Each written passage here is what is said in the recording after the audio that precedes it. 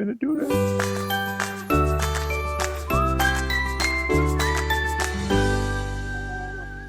And welcome everybody to this Friday the 13th edition of the Fat Guys on a Little Podcast. If you thought you knew what day we came on, fooled you. You have no clue. So episode 123 of Fat Guys on a Little Podcast. Of course, I'm your co-host, Steve, and always joined by Charles. And via satellite PV. How you doing, Bill? I'm excellent. How are you? All right. It's creepy. It's Friday. You ain't got no job, and you ain't got shit to do. So there we go. We're going to go right ahead, and we're going to look at some neat stuff this week. We got a taste treat of some Planters peanuts, and we'll tell you why it's so unique later on. Of course, I got more animation, and I got a VR game. Everyone's on the edge of their seat for the animation. A VR game that Charles is dying to play. We're going to talk about that. And, then, of course, BV is going to give you with that pick that you need to bet your rent money on. Each week, and he's been on a roll lately. So yeah, I was gonna say he's been pretty hot. Yeah, he's been hot. That segment is paying. The segment's paying dividends if you've been betting with BV this season. Yes. Yeah, Might be in the hole from earlier in the season, but you're good now. So first up, I'll make you rich, son. BV's got a whole thing. So since last week in the last podcast, someone did pass away that we didn't get a chance. Literally like the day after the podcast last week. Alex Trebek at the age of 80 finally got the cancer, got the best of him. He had stage 4 pancreatic cancer. So yeah, it's a pretty big deal. Yeah, that's pretty nuts. He is by far the most beloved, short of Bob Barker, the most beloved game show host I can think of. I mean, What probably about Pat Sajak? no one watches Wheel. The Wheel, you don't need any skill for Wheel. There's a lot of 80-year-old women that are really offended at you right now. I guess so. I mean, I guess to each his own, but like those two are really, for me anyway, like the quintessential game show host. And like I said, Alex Trebek's a big deal. I don't know if you guys have an opinion, but it's a pretty big deal, if you ask me. I was never a huge Jeopardy fan. Bill, you were actually kind of a Jeopardy fan at one point, aren't you? Yeah, I was a big Jeopardy fan. I used to watch it every night, pretty much. I was more attached to Mark Summers. Yeah, you're more of a Double Dare. I'm more of a Double Dare kind of guy. I can see that. Bill was the intellectual. I stuck to the slime. Did they ever bring back Double Dare like proper? I wonder. Probably like 37 times on some channel none of us watch. Yeah, actually, Lorna probably knows. Nickelodeon XD. Yeah. It's a somewhere on some random I'm more of channel. a Funhouse of JD Roth kind of guy. Oh, JD Roth, yeah. He's a big producer now. He does. He really? produces a bunch of shows and stuff like that. Not aware of that. Now some of the front runners to replace him, and now some people are offended that they're already talking about this. How could you? He just died. Well, he's got a lot of shows in the can. So someone was showing that apparently he filmed a bunch. It's one of those shows where they probably knock out a season in a day of taping. They just I heard he only works out. a month a year. Yeah, with it's that probably show. a really good gig. I wonder how much he's worth. That's why Drew BB, Carey- look up and see how much Alex Trebek was worth at the time of his death. All right. That's why Drew Carey wanted The Price is Right so bad, because it's a real cake job. You record so much one chunk, and then. Do you watch any of The Price is Right with Drew Carey at all? Oh well, I'm at work, so no. You never on a day off or anything like that. They have primetime specials every once in a while, and Michelle will record them because God forbid something goes by primetime. And he's all right. I mean, the sad thing is, I really loved the Drew Carey show back in the day. Yeah, you're almost disappointed that his talents are being wasted. Yeah, it's why doesn't he have another sitcom or something? Yeah. But and then Whose Line Is It Anyway? But that got a little old after a while. Yeah. 75 million, by the way, is his net worth. 75 mil, because he's the producer. I saw a whole after this whole thing, how he made his money, and apparently he angled for the producer gig, and that allowed him, because apparently he was on Wheel of Fortune before Jeopardy. I didn't know this weird fact. And they brought the show back in again, I learned way too much about Alex Trebek this week. But they brought the show back in 1984, and he was temporarily hosting Wheel of Fortune. And to lure him away, they gave him the hosting gig of Jeopardy, which was being rebooted.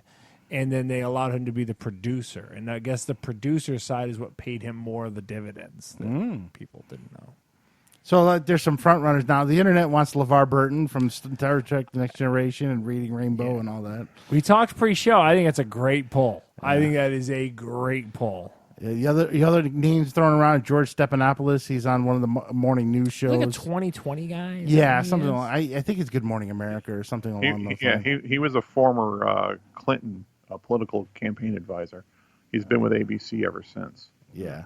So he's one. Now another one there's Ken Jennings, the actual former contestant. People like that guy. Yeah, He's and then very well thought of. the other one is the guy from Survivor, Jeff Probst. I've heard some rumors about But he's that. already got that Survivor money. Yeah, so I don't know how you. motivated he'd be to do that. But You know who I'd like to see, although I don't think it would ever happen because he's got too much else going on, is Neil deGrasse Tyson. Yeah, he'd be a good one. Yeah. I'd like Will Ferrell dressed as Alex Trebek to just do Just doing an impression for like 30 years. Just doing an impression. No, you idiot. That would be my guess. But so 80 years old, he had a good life, and ironically, that he died very close to Sean Connery. So the two of them could do celebrity president. Gerald Hammond's still with us. Though. Yeah. So those have passed away, and we'll keep you informed on whoever replaces them in random news notes. I actually like Jeopardy. I don't know, if Steve. You said you're kind of lukewarm on it. I like It's a very Celebrity good in show. college because that way I don't feel so stupid. Because I can answer some of it. Regular Jeopardy, no, I do not like it. There's nothing better than when like there'd be like a random like video game category. Oh, yeah, you you'd be just able to own it. nail it. You're like, yeah. Yeah, I'm got the smartest man in the room. Then they go to like potpourri or something. I was like, oh, never I mind. got nothing. So 18th century literature. Yeah. I got nothing. Who the hell picked Shakespeare, you assholes? Go back to that Star The Wars. Old Testament. Yeah. Do you guys think? Do you guys think was Alex Trebek a snob in real life, or was he do you think he thinks himself an intellectual because he hosted Jeopardy all those years, or what is your opinion? From all those stories I've heard, he's like super nice in person. Seems like it, Yeah, and he's Canadian, from what I understand. Which automatically is 2 Canadian. points up. Yeah, so he's already nice. Ironically, though, he said the best impression of him wasn't Will Ferrell. It was Eugene Levy. I guess he used to do an impression of Trebek for SCTV in Canada. Oh, that's that weird He TV, said yeah. that was the best impression of him. So I don't know. But random what note. is your opinion? Was Alex Trebek a good guy? From what I understand, he was one of the nicest guys you'd ever meet. So, and he was apparently very humble about the fact that it was easy for him to look like an intellectual when he's sitting with the answers in front of him. So, I couldn't be the host. I mispronounced half the words. Yeah, I've he done- took a NASA, weird- NASA. Yeah, he can't say NASA. Steve never was Nassau, Bahamas. He probably took like I said, like great pride in like learning to pronounce and enunciate a lot of those words because he would really articulate some of those words. Yeah. It's pretty cool. I like Jeopardy. it's I'm a the big Arc de fan. Triomphe. Jeopardy's one of those things where you're flipping through to 7:30 to go watch something else, and then you'll hit it and be like, you'll watch it till commercial break. It's like, let me 20 answer. minutes Yeah. go by and you don't even know what the hell Yeah. you just did. Where Wheel of Fortune is on, I'm just keep going. I don't I'm like not Wheel. stopping. Unless the screen's like on the puzzle, and I'll look at it a couple seconds, see if I can figure it out real quick, and if I can't, okay, never mind. Well, that was like one of the other shows that they kind of brought back that I thought I would like more in a reboot because I remember it more fondly than I think it was Pressure Luck. I don't like the reboot of Pressure Luck. It doesn't really hold up with the weird Yeah. CG whammies and stuff like that. I don't They're know. not CG. Isn't that all 2D and I think terrible it's looking? no, it's CG still. It's CG now. Yeah, it is. I don't know. Yeah, it's not I've as watched good. a little bit of it. It's one of those things like in your memory, you're like, dude, it'd be cool they brought Pressure Luck, but then they brought it back. You're like, maybe they should have left this one out. Yeah. Certain things just should have went away. All right, let's go back into the real world of depressing COVID. Let's get away from fun times of Alex Trebek passing. So we had the election and COVID coming up. Vaccines almost here, allegedly, but we don't know. Charles is trying to get the vaccine. Yeah, so you want me to tell you my adventure with that Oh, thus yeah, sure. far. So I went to Steve's house, and because Steve's a 90-year-old man along with his wife, they had the local news on. Now, the local news was advertising the Henry Ford Health System downtown is going to run the Johnson & Johnson COVID trials for their Phase 3 COVID vaccine. Now, I told you guys already, I want to be the tip of the spear on the vaccine. I'm all in on science.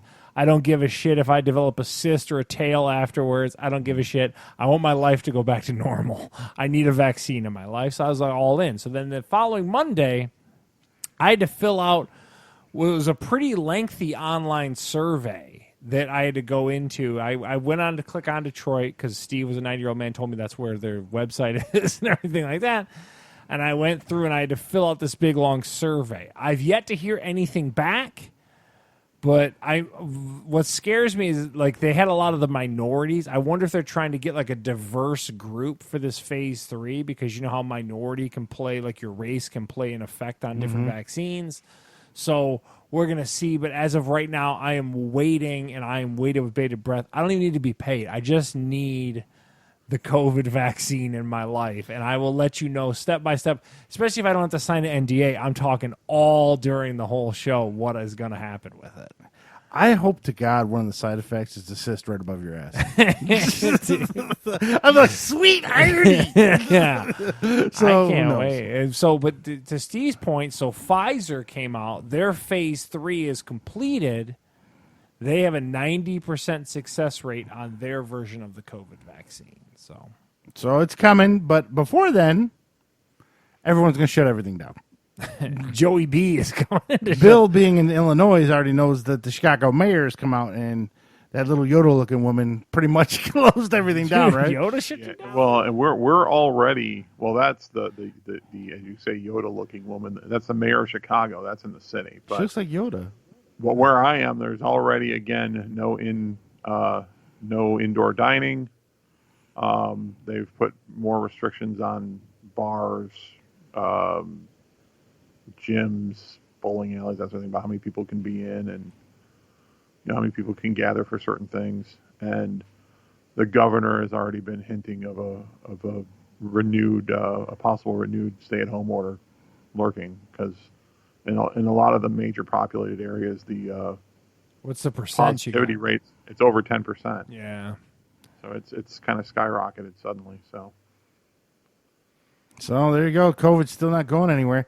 On top of that, it's weird because all the Republicans told us that after the election it was just going to disappear miraculously. Yeah. So where's Donnie T on this one? I don't understand what's going on. Well, they'll tell you it's awful coincidental that vaccine came out to him at 10 minutes. Well, technically the election's still not over. There are some states still also counting. true. You'll talk about that in a second. Yeah, so Yeah, Donnie T isn't walking away. Trump is still disputing the election. He's apparently the only one left that's still disputing it, and some Republicans here and there. Everyone else has just kind of moved on. And then Barr, I forget his first name, but the AG, Attorney General. He's okayed the probes into the fraud. So we're just ramping up fraud lawsuits, recounts. And Georgia and North Carolina, I think, are still counting. I don't know. There's Nevada only at 10% reporting. Yeah, still. yeah. So who knows? Right now, Biden's kind of your presidential elect. He's not kind of. He is your presidential elect. Stop being dramatic. I just say it's over. Trump just doesn't know it yet. Yeah. So there's one guy in D.C. that still doesn't know the election's over. Yeah. So there we go. That's the update on the election. He also has. Biden has picked like his chief of staff, and he's starting to gear up his people and all that kind of stuff. So we're getting it rolling. So that's enough of politics and COVID, even though we will talk about COVID here when our sports comes up. First, it's rampant in the sports. Yeah. Friday night, of course, we like to cover the Thursday night game, and this was actually two good teams. You had the Indianapolis Colts versus the Tennessee Titans. Colts win the game 34-17. I am kind of a Titans fan, so don't. But the one thing I would say about the Titans is they forgot to play special teams. So they got a block punt for a touchdown against them, and then they shanked some field goals. So special teams cost them this one. Wasn't the brightest on their part. I think, in my 2 cents, and we talked about it in text a little bit, I think that the bloom has fallen off the rose for the Titans a little bit. I think that people have caught the pace of the NFL game has caught up with that run attack or that rushing attack and everything, and that's why. Well, they load the box and they try to let Stifler beat them, and right now Stifler's not doing it. Good combo. And let's be honest, they were 9-7 last year. They weren't exactly world beaters. They just got hot near the end of the season. They went deep. Bill, any thoughts on the game? Well, they had that sequence where they were up 17-13, and suddenly, the Colts score a touchdown. They shank that punt, like a 17-yard punt where they get the ball at Tennessee's 30 and score. Then they miss a field goal. They get a punt blocked for a touchdown. Yeah, special teams. And so it seemed like, where were you, Charles?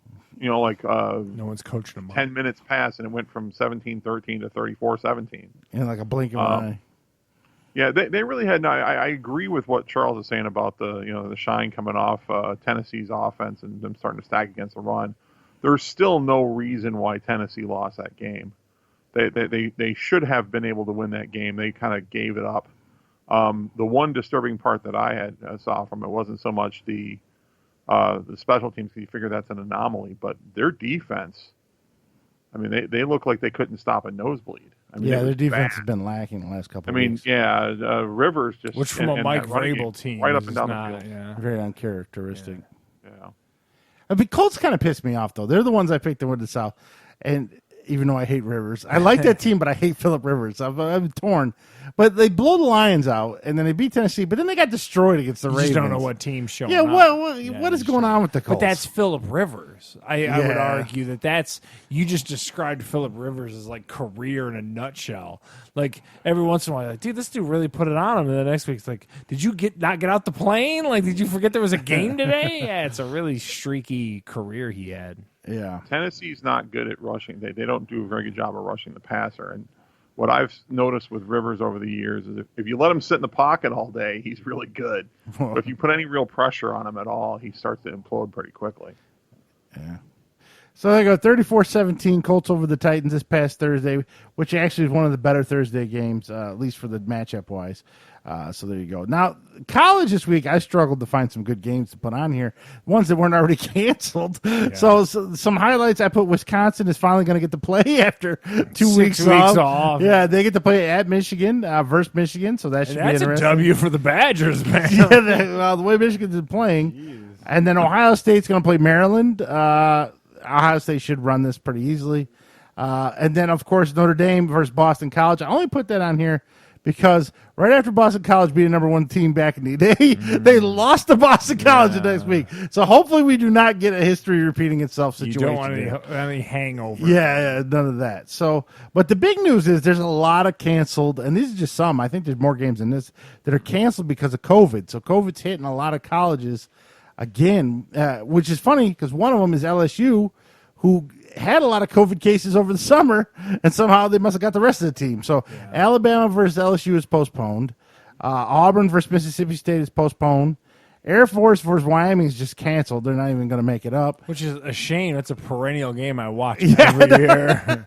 I make a going to do my Air Force shirt I bought. Watch, wake up and watch it every year. And of course, Texas A&M versus Tennessee. Charles doesn't get to see Jimbo this them week. Boys! You don't get to see them boys and Jimbo. BB's super disappointed, too. Don't let him fool you. Bill, are there any games college-wise that I may have missed that you want to see that aren't going to be happening or is going to be happening? I'm not really sure. I mean, I know that there's so many that have been postponed that I don't even can keep up with them. I mean, 4 games in the SEC alone are postponed. Well, and you're only touching right now on the college. There's a lot of pro teams that were wrestling with it this week too. A lot of facilities getting closed and different people in protocol.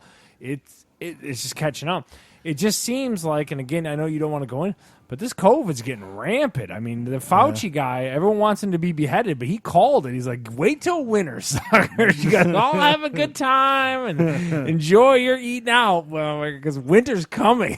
He's like in Game of Thrones stuff. No. Where's Ned Stark when we need him? I'm telling you. Fauci going to be beheaded like Ned Stark. So I got a question for you two guys. I want to pose this question. So COVID is getting ramped up. No vaccine yet, but we're close. December 22nd is when the NBA wants to start, and they want people in the stadiums to watch. No way. Is that happening for either one of you? Well, I think it will. They're going to allow it because they're allowing them to put. It doesn't matter the stadium, it seems like, and they're just kind of doing whatever for football. So they're going to be able to selectively do it. We and I texted you again midweek about this. We called that they're going to want to hit that Christmas day. Yeah, we that's knew a big day it. for the Steve was NBA. like, "Yeah, they're going to want that Christmas game. That's a big NBA thing now." So, I think it's way too quick, is my opinion. I think that the NBA did a great job with the bubble work. I think that really did turn out to be a positive for their league and everything like that. And the NHL had some success with it, and so is UFC. There's no way they're going to be able to do an 82-game schedule, That's right? crazy. I don't know. Man. Bill, your thoughts? Well, normally they would have started already. They would agree. have started back in September, October. So I don't think are they really planning to squeeze in 82 games and what they have for a season? They didn't say how many games. I just keep hearing that it wants to start December 22nd. That's all I know. If they're not I think if they're not in a bubble, they're going to have the same challenges that all other sports leagues have. But yeah, for the most part, the pro leagues are learning to manage this a little bit better.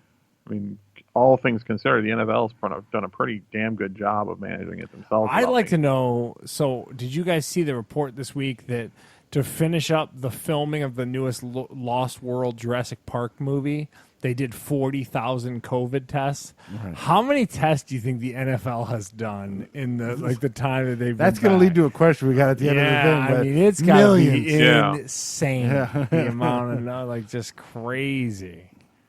Yeah, with all these cancellations or postponings of these football games this weekend, though, one thing that can fill the void, and this won't really do much for you, Steve, but the Masters this weekend. Yeah. And from the looks of it, a lot of big names are up at the leaderboard, and but they struggled with weather, didn't they? Yeah, initially? No, they were suspended yesterday and suspended today with weather, but yeah, I mean, but Tiger and Phil are both in the mix. Big names at the leaderboard. It could be an interesting if you're into that sort of thing. I'll watch it in between games, and if there's not good football on Saturday, I'll probably watch more of the Masters than football. But you got to admit, a November Masters is a little bit of a weird thing. Like, it's definitely weird. What times. state is it in the U.S.? Where's it at? I don't know anything. Georgia. About it. Yeah, it's a in big Georgia. thing. The Augusta National Golf Course. It's super done. racist. They're going to be done counting by the time they get to the Masters. The other thing too, BB, did you see HBO is going to have a big Tiger Woods documentary? Dude, I can't wait to watch that. Dude, that's going to be cool. I can't wait to check that out. Got to see Woods, I like him. I got to just see some candid Tiger Woods stuff. So what? Me and Steve watched the whole Clemson Notre Dame game. I don't want to go.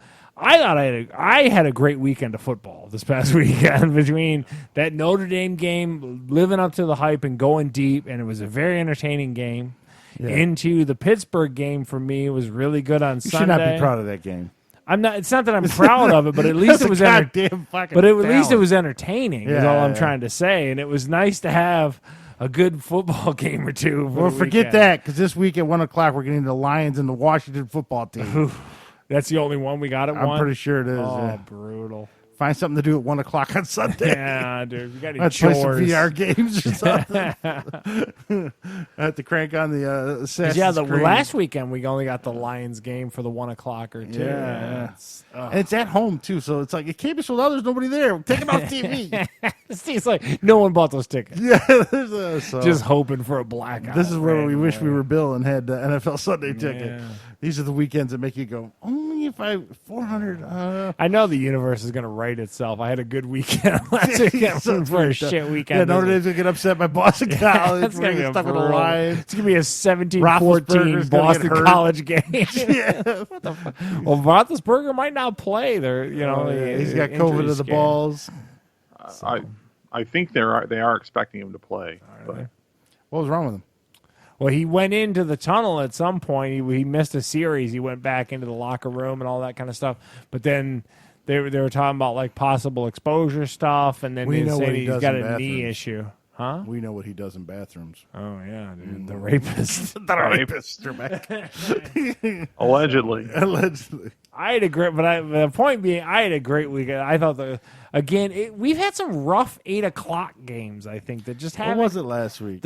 I'm talking about not even pro. I'm talking about in college. Those late college games have kind of been, any of the SEC late games haven't really kind of lived up to the hype and stuff. But that Clemson Notre Dame game was good. That was a good game. Got to be game of the year in college so far. I know we're Notre Dame slappies, but it was a good game. It was a good game. Back and forth. Yeah, and it doesn't. All the stuff behind it doesn't matter either. I don't care that Trevor Lawrence didn't play and whatnot. Just as a pure game, quality, entertaining game, that's about as good as it gets in college football. Yeah. Only thing better would have been a crowd there good to react. Yeah, that's true. They gave all the students shit for no. Rushing the field. Yeah. You just killed Grandma because they're gonna go home for Thanksgiving with all that COVID they got on the field.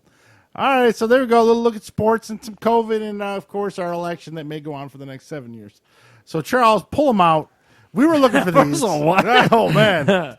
Now these are hard to find. Bill could not find these. You're on the main there, Steve. I'm very disappointed. I don't know if Bill can see these. These are Planters natural light beer flavored peanuts. Now, where do they come up with this shit? I don't know. Now, Bill, if you're going to flavor a nut after a beer, what beer would you pick? If you're gonna flavor your nut, If you're going to flavor your nuts. First of all, I wouldn't flavor nuts after a beer, but I guess if I were going to pick one, it certainly wouldn't be Natural Light.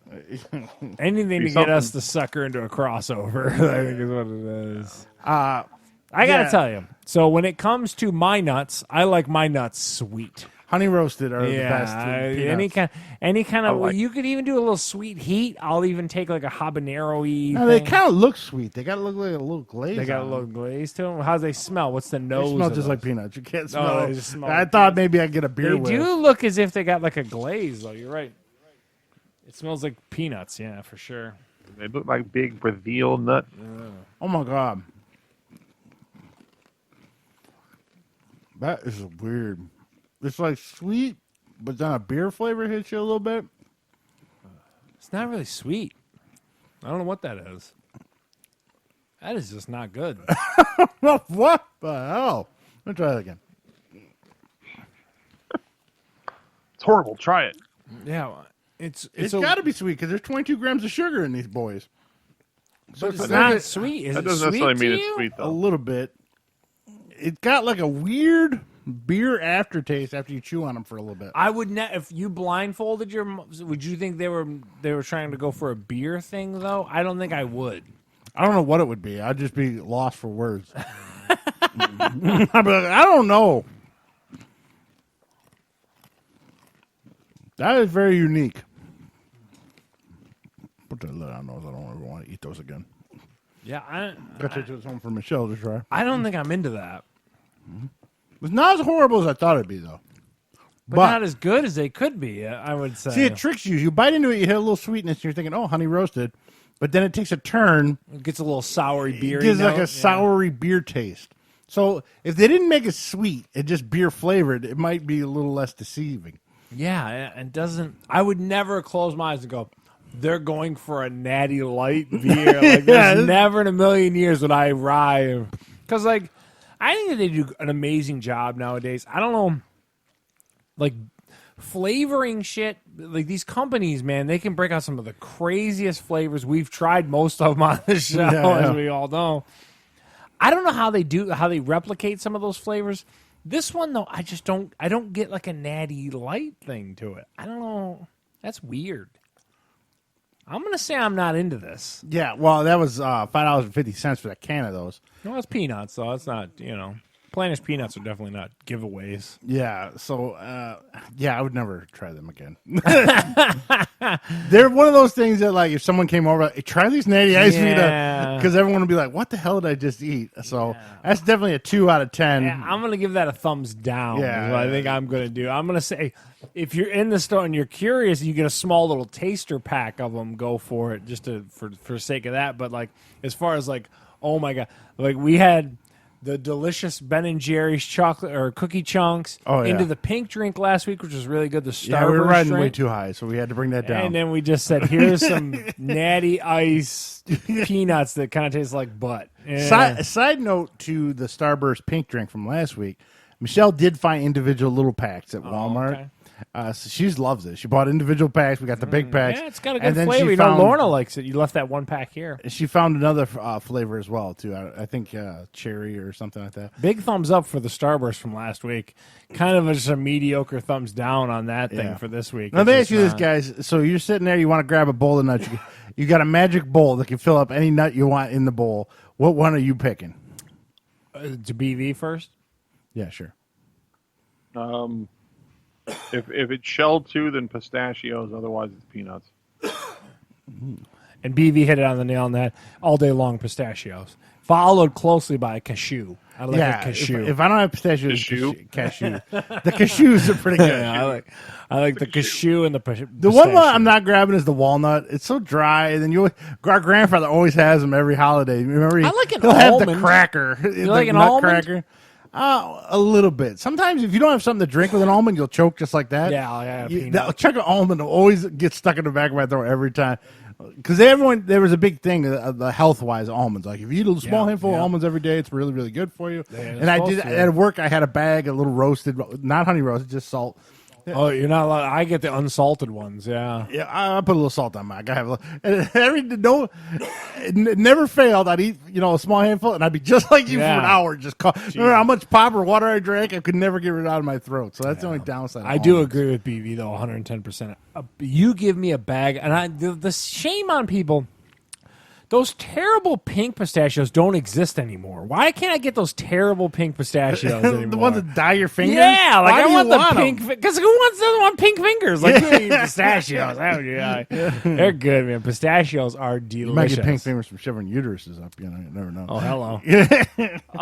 But yeah, I love a pistachio. BV hit the nail on the head. I think. Yeah, it is probably the best. I don't know. He went with a peanut number 2. What's your theory on the peanut for number 2, though, BV?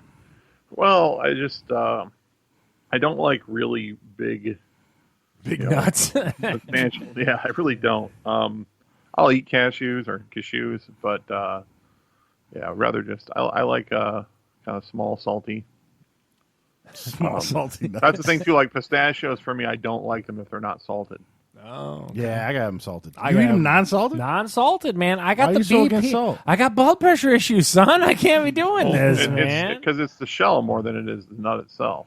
I can't do it. I got to sacrifice that salt. I'm okay with You can get the salt. pistachios shelled. I don't mind those. I like it looks like little green boogers in a bag. What are the ones that they were advertising with John Cena all over the place? I think they're pistachios. What, he's an No, elephant? they are, but what is the name of whatever that company is, the black bag? Yeah, that's unsalted version of that. Delicious. Every once in a while, Michelle will buy like the Meyer brand one. It's like, what are you doing? She's low renting you. You're low renting me on the pistachios. That sucks, man. So there you go. I gotta tell you, I went on a little adventure with a guy I worked with who happens to be Arabic, and he took me to an Arabic grocer. They sell at the Arabic grocer like non-roasted pistachios. It was the weirdest thing. So like you could like take the outer skin off of the pistachio weirdly and stuff like that. Yeah, they sell them there like unroasted. It's really weird. I don't know if they cook with them a lot or something.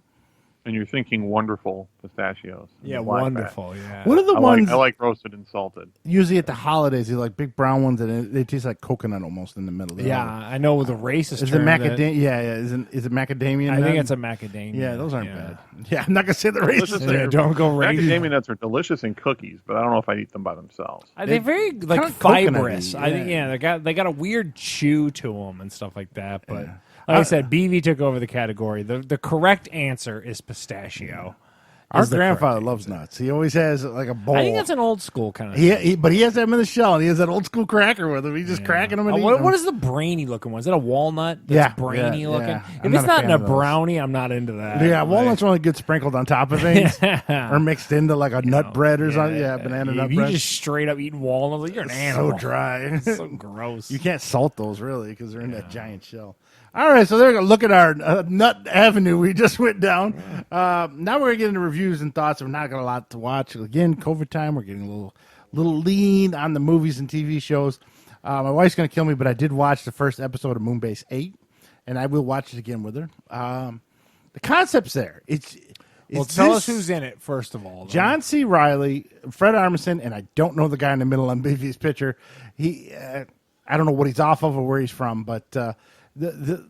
And on the first episode, Travis Kelce from the Kansas City Chiefs is in it. So is Travis Kelce? As Travis Kelce, yes. Yeah.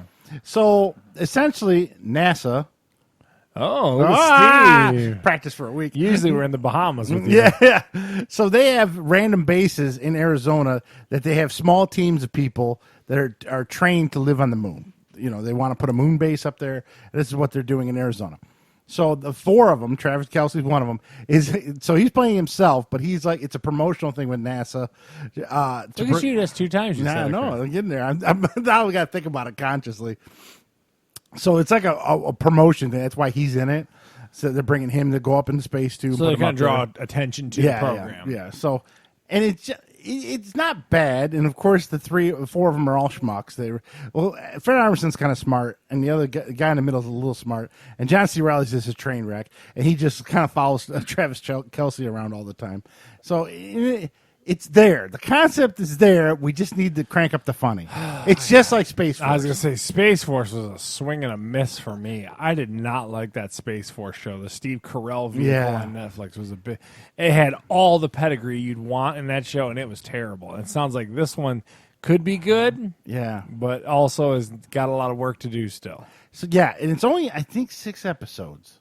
So I'm hoping it goes up from here. Like right now, it's like a 5. And it's like it's a crossroads. So either the next couple episodes could get really funny, or it could just go down this way. But I also am I curious. really like John C. Reilly. That's so what I was I'm going to say. Is it your love? Because me and you do have a little bit of love for John C. Reilly. Find him to be a funny dude. He's one of those dudes you can just look at and start laughing, just like his quirky mannerisms, his face about him, and stuff like that. Yeah. I wonder if it's our love that could be blinded. He's you a like little bit. he's the captain of all of them, but he's like bitching out to Travis Kelce because Travis Kelce is a big cool NFL player. So whatever Travis is right. He's kind of one of those deals. So there's moments there. It just it didn't catch it the first What episode. scares me also is it's a Showtime show, so it's like. I know you don't like it, but Shameless did okay. Yeah. It has a pretty big following, so it could get there. Well, I'll let you know at the end of the 6 weeks. And What is your opinion? Call it right now. Is it going to get better or is it going to fall to the wayside? What is Steve's opinion based on? Well, there's something that happens in the first episode, and I don't want to put the spoilers out there because my wife's listening. So that could make it go up. Okay. So I'm hoping that's what happens. It has that potential. Yeah, especially after something happened in the first. Fred Armisen's not being the weird Portlandian. He's just kind of a smart guy whose father was an astronaut. He's playing the nerd. Yeah, so he's not the annoying Portlandia Fred Armisen. He's just quirky, a basic. trendy. Here's your character. Do this. So, but the middle guy, I don't know who he is. They keep saying his name all the time, and I'm like, am I supposed to know this guy? Heiderson or something? I forget his name. Tim Heidecker. Yeah, I don't know who he is, and they make like a big deal out of him. And I'm like, I don't even know what the hell this guy's off of. The other two I know of though, so there's chances there. So we'll see, but we'll find out. So it's a tentative 5 right now. Could go up or down. You're hoping it'll go up. I'm hoping because there really ain't much to pick from right now. Yeah, it's tough. It's tough out there. There's a lot of shows that are right now that are back, but nothing that's like, okay, so I'm watching my ABC sitcoms, but they were all preempted this week because of American Music or Country Music Awards. Superstore's back and very entertaining still. I don't think it's losing much of its step, even though America Ferrera is leaving. Very surprised how fast they broke them up. I don't think I care. I think it's still funny. I realize I know, but I thought they'd stretch it out a couple episodes before they did that. I think you still got one more or two more. I think she had a sporadic schedule or something like that in there. And I'm still working my way through Succession in between that, and then also Gold Rush is back. These are all the shows I don't. We all know I watch these particular shows, and then British Baking Show still shows up on Friday, and me and Steve could go on and on. We said we would hold off on Mandalorian and do a end of season recap. Right now, So I'm watching shows, but a lot of it's more of the same cast of characters we're all kind of used to. Like I'll have a review for Fargo. That's probably winding down. It's probably done. Heather's by next really week. with it, and I think she likes this season too. Yeah, so Fargo's both winding seem to be down. kind of positive on the Chris Rock season. Yeah, Chris Rock playing a black gangster. It's finally tying back to Fargo. She said is what she was implying. So very little. But she's probably more fresh in her mind, but I don't see very many ties besides the fact that they're all quirky said, they in the middle of somewhere. So next up, to prove how desperate we all are, my wife watched it, and full disclosure, I did not watch it. This is Ratched, I think it's called. This is about the nurse from One Flew Over the Cuckoo's Nest, which is the original movie had Jack Nicholson, Danny DeVito, and this woman who ran a psych ward in the 1960s. And I think spoilers from a movie that came out in the 70s. Jack Nicholson ends up getting a lobotomy at the end of that movie. So she was a cold-hearted, kind of a bitch kind of nurse in the movie. Now let's look at the show. They made a show on Netflix called Ratched. It's 8 episodes. It's not about 40, 50 minutes an episode. I'm sorry to cut you off, but No, go ahead. Heather implied that a lot of it has to do with American Horror Story people. Yes. A lot of writers, directors, production team. There's a lot of Yes. crossover, and she said that it has a lot of influence on the show, for better or worse. She says that it has. Which is ironic because my wife loves that show, but hated this one. Oh, okay. And Heather would echo what you just said. She's not a fan of it. And I walked in on a few of the episodes. It looks very Tim Burton-y, if you know what I mean. It's got a quirky look to it. It's like 47 is the year, so everything's bright, colorful, like Edward Scissorhands is. Everything's super clean. Like even the mental hospital she's working in, it looks more like a hotel or a resort. It's very odd. It's very odd choices on what they did. And then the woman that the show is supposed to be based on, she's not like a cold-hearted bitch like she is in the movie. She's like this nurse, this up and coming nurse, and Maybe everything. does she go down a road that makes her cold hearted? Is that what they're According to Michelle, implying? no. But I mean, she's out for revenge on this one guy. I don't know the whole story. I didn't watch it. All I know is she cracked through it in 2 days, 4 episodes each day, and she was not very excited about it. By the last episode, she was on her phone, not even paying attention when I walked in. She gave it a 5 out of 10. I think Heather's even lower than you. Yeah, even Heather, your wife, doesn't like it. This is a big misfire. It's weird that you're going to do a prequel show about a certain character. This is my problem with those Angelina Jolie ones, Maleficent ones, where you have this evil witch character, but then when you see the prequel movie, she's not even evil, and she's pretty They much try good. to like humanize a terrible character. Yeah. Or it's kind of my part with Vader, but you knew Vader was good at one point. So part of the problem with sometimes we don't need backstory on certain characters. We're keeping Bill awake, barely. He's dozing off. That's how good Ratched is. He's out cold. 5 out of 10 for this one. 5 out of 10 for Moonbase. We're not hitting it out of the park right now. And Charles, maybe you did on HBO. Yeah. So, and I caught this one randomly. BB, did you catch this show at all? It's called The Cost of Winning on HBO. No, I wasn't aware of it, but looking at it online, I'm pretty interested in it. Okay. So, I'm a huge fan of Last Chance U, as BV is as well. BV probably undersold it because it's what he does for good shows. Now, You only undersell great shows. So. You too. Both of you guys going to be going back for it. so this show is definitely, to me, HBO's answer to the people that me and BV are just describing, like we're just way into that Last Chance U. So this follows high school now. It's called St. Francis Academy in Baltimore, Maryland. It's an HBO show. It's a 4-part series.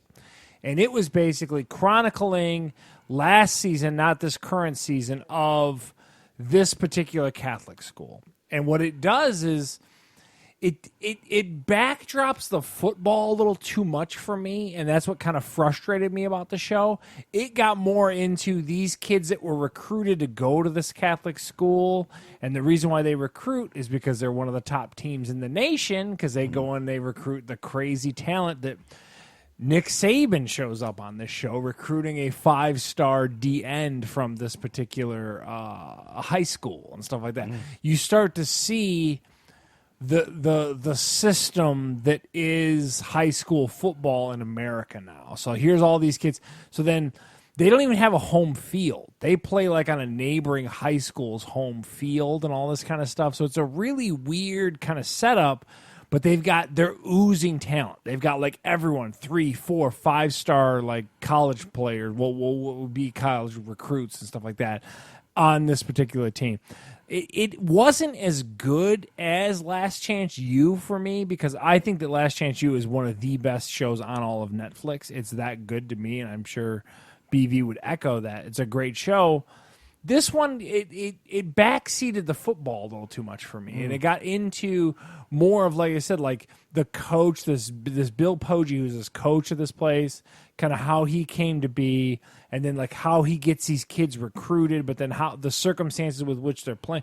There's like gunshots going off in like the practice area, and you've got some of the top tier college prospects in this like team, and it's just. It was good, not great. I think this is going to get slapped with a Steve 6. Steve is notorious for that particular rating, and I think he's right on that. Yeah, he's right on that one for this one. To me, if you haven't watched Last Chance U, you should watch that one definitely, I would say. This one, someone like BV is probably going to dig it. You're going to see like a lot of kids that go on to go to these like bigger schools. One kid gets screwed over by LSU. Because he was committed to LSU. He didn't take any other schools' tours or listen to any what any other schools had to say. And then LSU just pulled the scholarship for no reason. Probably found a different prospect from somewhere else. Better players, yeah. Yeah, it was pretty brutal. So I think that BV will definitely like it. But it definitely for me, it took a step back from the Last Chance U formula, because that JUCO system that is so chronicled so well in Last Chance U, this is more of that high school stepping stone, kind of a similar thing where they've even got the academic advisors trying to push these kids through this crappy Catholic school and all this kind of stuff. So it's a Steve 6 all day. Oh, man.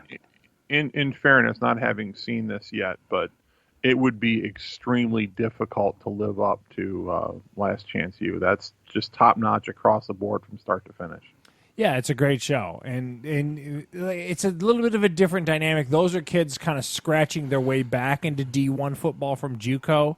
This is kids that were in pretty shitty situations, recruited to play for a Catholic school, and then get that push into those Division I top tier programs. So, but like I said, you'll see Harbaugh's on the show.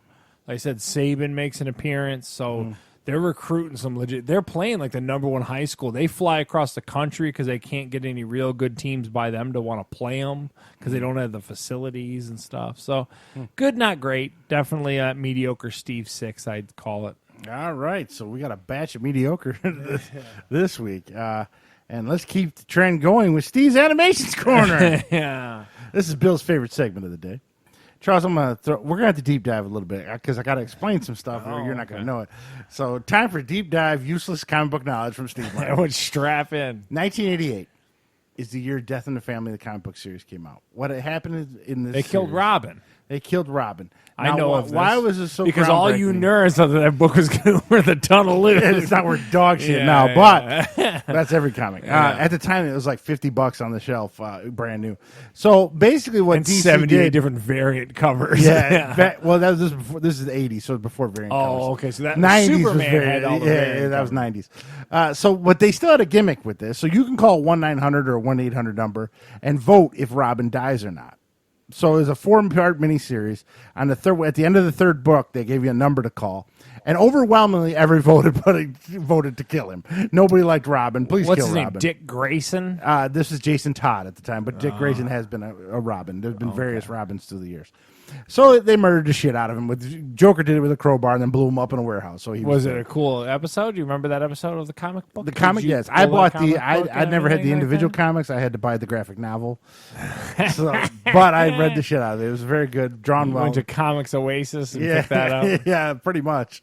So that's the backstory of this movie. Now, forward into the year 2000, the Red Hood came out. Now, the Red Hood, Jason Todd comes back to life. What they do is they take his body, and there's a thing called the Nazareth Pit with, God, I can't think of his name. With the League of the Assassins, they have a Lazarus Pit. They throw you in that, it brings you back to life, but you're kind of fucked up in the head. It fucks your soul So you up never a little come bit. back as 100%. Ra's al Ghul, that's it. Ra's al Ghul runs the League of Assassins. That's how he's lived forever. Is he uses the Lazarus Pit. So they bring him back to life. He's still fucked in the head, and he becomes the Red Hood. And he's kind of like he murders people now, unlike the Robin and Batman back then. So he's out to kill the Joker, and then in the movie, Batman has to talk Red Hood out of it. Don't kill the Joker. Blah blah blah. And then, so that's the two storylines. Now this new animated movie comes out called The Death in the Family. Essentially, this is a giant ripoff because this is the movie. Bruce Wayne and Clark Kent are sitting in a diner having coffee, and he's going over the different things that happened during that storyline. How did you consume this movie? I rented it on Vudu for $5. And it's also on Blu-ray and DVD and stuff like that. So Is this a new release or is yes, this one you this just came caught? out this week, or a week and a half ago. And so essentially what they do for the movie is they show clips from the Red Hood movie, and then Batman does voiceover for it. And gives So you, it's a weird director's cut? Or yeah. behind the And they scenes? threw a couple new scenes of when Joker's beating Robin with a crowbar, but most of the scenes in this movie are You've seen recycled already? from the Red Hood movie. So they know they ripped you off. So the movie's only 45 minutes on top of that. So they give you 4 other animated shorts with it. And this is some deep dive DC shit right here. Because I didn't even know some of these people. The first one's Sergeant Rock. I knew him. He was he's Captain America, but never got the Captain America powers. He's just a regular sergeant in World War II. So he ends up on an elite mission where his army is Wolfman, vampire, and werewolf. I was like, okay, there's that one. Then the next one's called Adam Strange.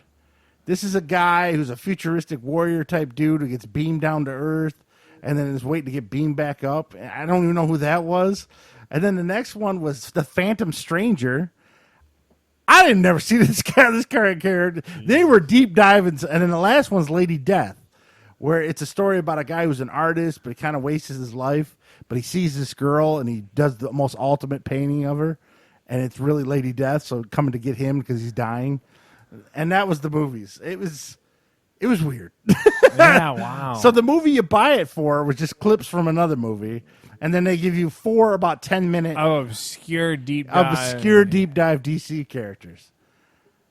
Weird. I mean, it was just weird. I didn't get it. Was it like just a cash in? Is what you're thinking? It seems like it was. Yeah. Okay. Originally, when Death in the Family was released about a month ago on video on demand for $20, it was supposed to be one of those interactive ones.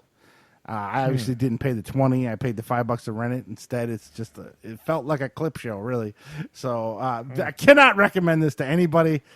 This is a 3 out of 10. Wow. I mean, unless you're really into deep dive, the is Phantom it on Stranger. the app or is it on HBO Max or anything? No, like no. that? You can So only the rent it. only Right way now. to You can rent it consume at Family right now. Video or rent it on demand at like Vudu or Apple TV or whatever. Yeah. So it's weird.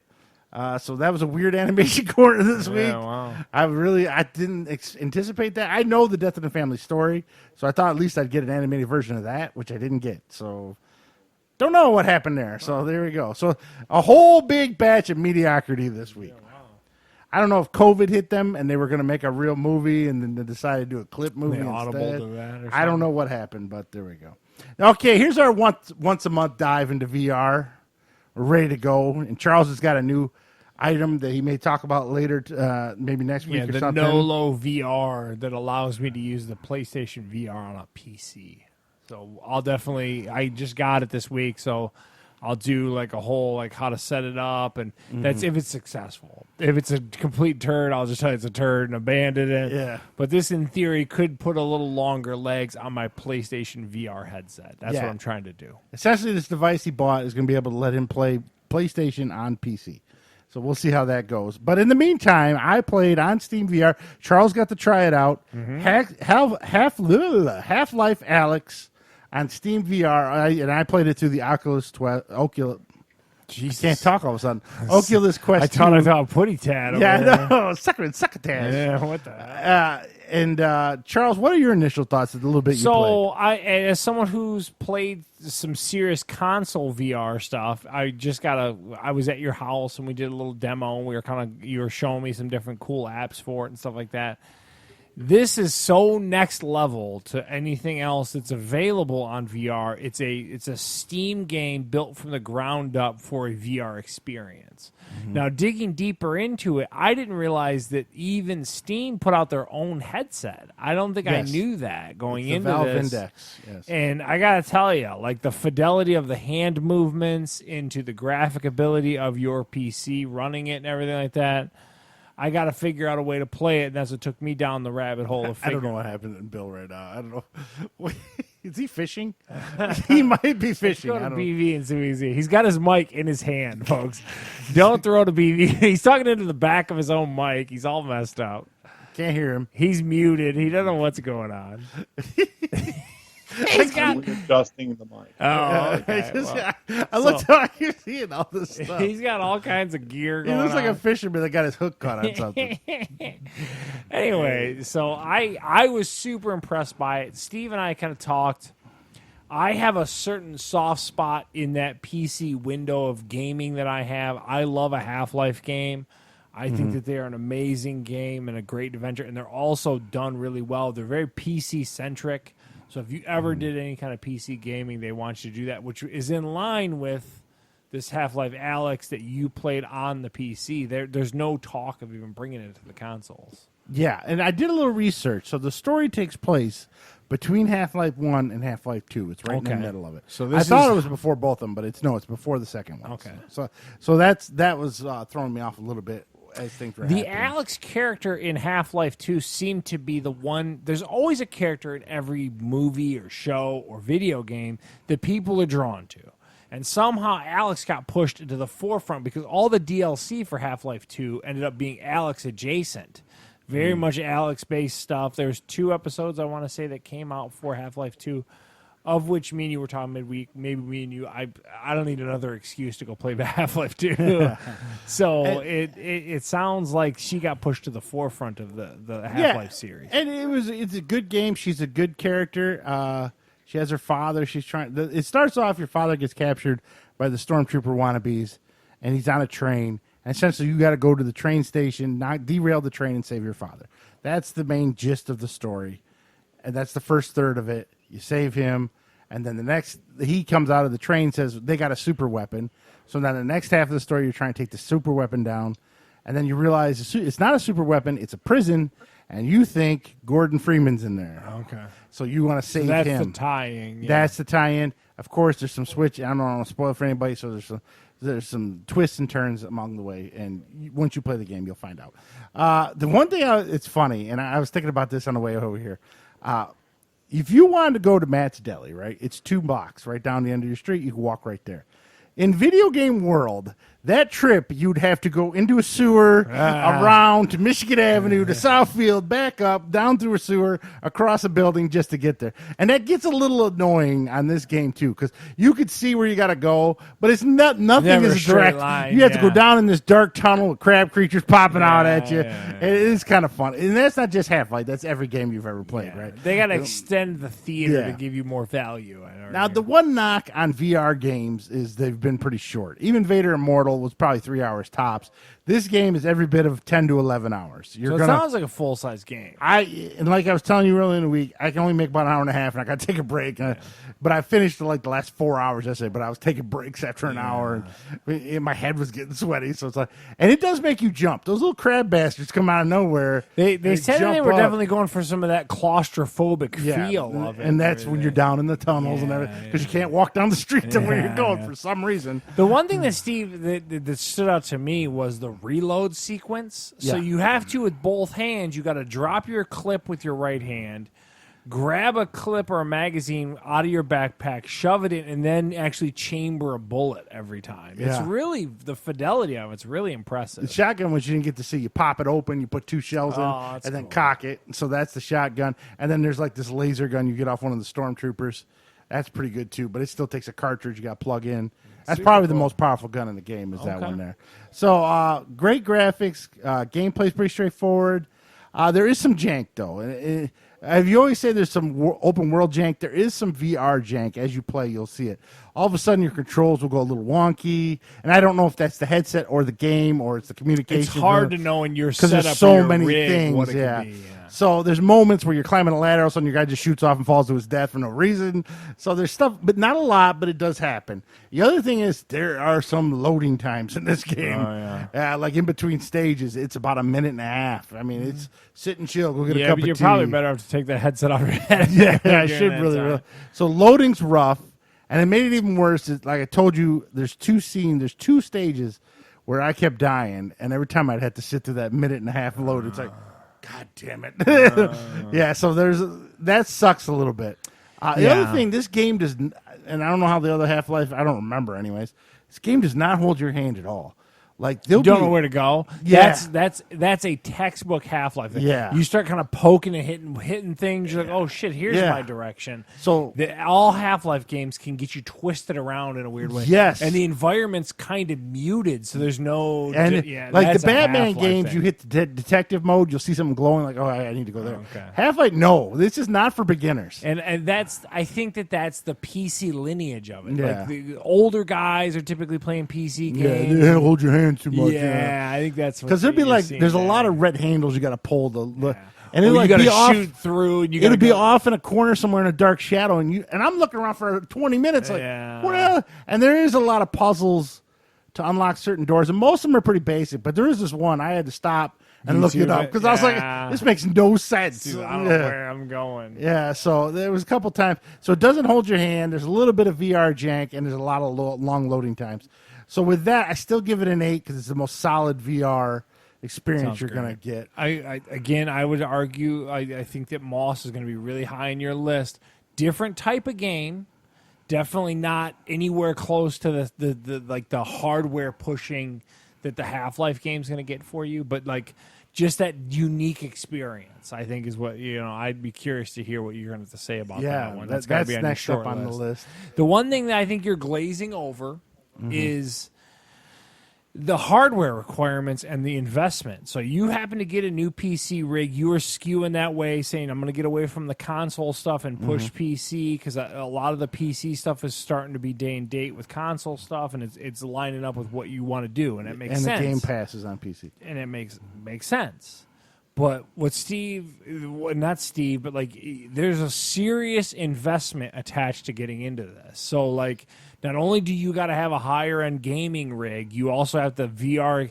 It's every bit of a couple G's unless you already have the equipment to get into this game, and it's just, and it's that's really just brutal. Half-Life Alyx. I mean, other games on the Quest, you don't need a big totally rig, different conversation. But if you want the Steam VR stuff, and really, I've looked through most of Steam VR's library.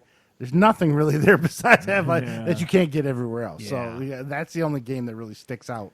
From And Steam's the sad library. part is, for someone like myself, is I'm going to try to figure out a way to get through it, get playing it, because I love that game. I don't want to have to do the hardware investment and all that kind of stuff. And it's something to consider. It's definitely a rub against the game, I would say. But I tell you what, on your particular machine with the horsepower that it has, it's a beautiful experience on your machine. Yeah, it worked good. Like I said, but the loading time's a little rough. And you got to imagine, it's loading on the PC, which then goes to the cord, to your headset. It has the load. So it's so many hoops it's got to jump. Yeah, there's a lot. Like, just watching you launch that game was a little maddening. It made my palms sweat for old PC shit. I was just like, okay. Steve's like, okay, what do you see? And then you got to like load the client into the other client. It's not easy. And now I'm about to strap in some crazy. It's going to be a whole thing, and I don't even know what That's the gonna be problem like. right now is like VR. I mean, some of the basic games on the Quest are, but like I can't take it to Dad's and put up Half-Life 2 for him. You could for a PlayStation, though. That's the thing that the console, and again, that's what skewed myself away from the PC gaming so much, is because you can do it, and when it works, like Steve's Half-Life, it looks amazing. But like, it's a long road to hoe, man. Yeah. It's tough. The only reason I went with the Quest 2 is because of the no wires. If it had wires, I probably still wouldn't have a VR because I hate the wires. All right, so let's go with a preview. And you talked about this last week. Medal of Honor Above and Beyond. This is coming out for Oculus. It's actually sponsored by Oculus. Oculus is putting the money into I think it's EA that's making this. And Steam is also going to be available on Steam. This is supposed to be long like Half-Life. This is supposed to be a full campaign, 6-7 hour shoot 'em up. What's the theater? It's World War II theater. It's World War II. It looks like, I know they said D-Day is one of the stages, and it's going to have interviews with actual live living veterans, and you're going to do different stories based on what they are saying in the interviews and stuff like that. It looks good. The only thing I'm a little worried about, the handguns are fine, but for the machine gun, and even in Half-Life Alyx, there's a big cannon where you had to use two hands, and sometimes the tracking would screw up a little bit because you had to recock it, and like I'd be doing this and it wouldn't Your be hand moving. would disappear or something like that. Yeah. And there's a lot of rifles and machine guns in this Medal of Honor. It looks like you got to use both Oculus controllers. And again, that's why I think that Farpoint controller is one of the most underrated peripherals for the PlayStation VR. That they really gun need one of those controller would be for really a good thing. Yeah, they need one of those for the other headsets too. And I think on Etsy you can get some plastic things that you can stick them Like together. lock And, it in or yeah, so but there's no official gun thing. you. But that's coming out December. Medal of Honor Above and Beyond. It's supposed to be a full-blown one. Also Star Wars Galaxy Edge, which I think I mentioned before. That's supposed to come out. It's a whole new Star Wars adventure. I imagine that's not very long from what I'm understanding. So we'll keep you updated on those, and then I'll have a report or review on Moss later on. Charles can chime in on that one because he's played that game too, and we will give us some ratings and all that good stuff. So that's your VR corner. Yes, us nerds have stepped into the VR. Now, Bill, I hope you have your mic situated. Can you still hear us, Bill? Yes, I'm good to go now. Hope we didn't bore you too much on the VR stuff. So tell us about the gambling. All right. Well, last week, my lock of the week was the Saints on Sunday night, getting 4.5 points against the Buccaneers. And we talked through this, and I thought that, just was the game that I expected to come down to the wire. And I wasn't really expecting the Saints to win It the game, was but an figured ass beating. points would That work. was Yeah, it shocking. turned out to be one of the larger NFL mollywhoppings of the year so far. It was 38-3 domination. Worst loss in Brady's career. The Really? Saints of Tampa. So I am on a bit of a streak here. Are I the went, Bucks dead, Pat McAfee? Go ahead, Steve. Are they dead? They are not dead yet. Oh, okay. BV, are they No, they're dead? not. No, they're not dead. Overreaction Friday. Yeah. Yeah. I think they're dead because they got Antonio Brown. That's all it is. Yeah. So yeah, I'm on a bit of a run here, 3 in a row now. So I'm 6-3 for the year. And aggregate now up 24-70 for the year. So Wow, okay. starting to make a little bit of a run here. And of course, I'm sure I just ruined myself for For saying the next something. couple weeks. And, Yeah. yeah, I should have said I was on kind of a run, but this is another week where I just really didn't love the lines. There's nothing really stood out that I thought, oh, this one. But I am going to go this week with the Baltimore Ravens. They are a 7-point favorite at New England. New England's England, a dumpster fire. Yeah. Yeah, they're not a good football team. They're just really not. They're also on a short week. They had to eke out a last minute win against the Jets on Monday night. Yeah. Earlier in the week you had Belichick making excuses about Player or, caps, about salary cap. they're going all in on winning Super Bowls, and so now they're cap shot, and so it doesn't look very good, and I don't see I any don't know sort why of he relief. doesn't mention that. Listen, 8 players on my defense opted out of the season. Why doesn't he just say that? Because it's the next man up mentality of New England. I Yeah, would whatever. argue. There's 8 fucking starters. He's on- Fucking shit kid just said we're not Yeah. playing. That's Because affecting him he's on quite a bit Cincinnati. too. He's on Cincinnati, but looking he's at this on game Cincinnati. though, Scott, that. 7 points. They are giving 7 points at New England, but we all know home games don't mean a whole lot this year. Yeah. Baltimore, interesting stat, has had a takeaway, at least one takeaway in 21 straight games. My least favorite quarterback in the NFL, Scam Newton, in the last 4 games, 0 touchdown passes, 5 interceptions. Jeez. No reason to think there'd be anything different, this week.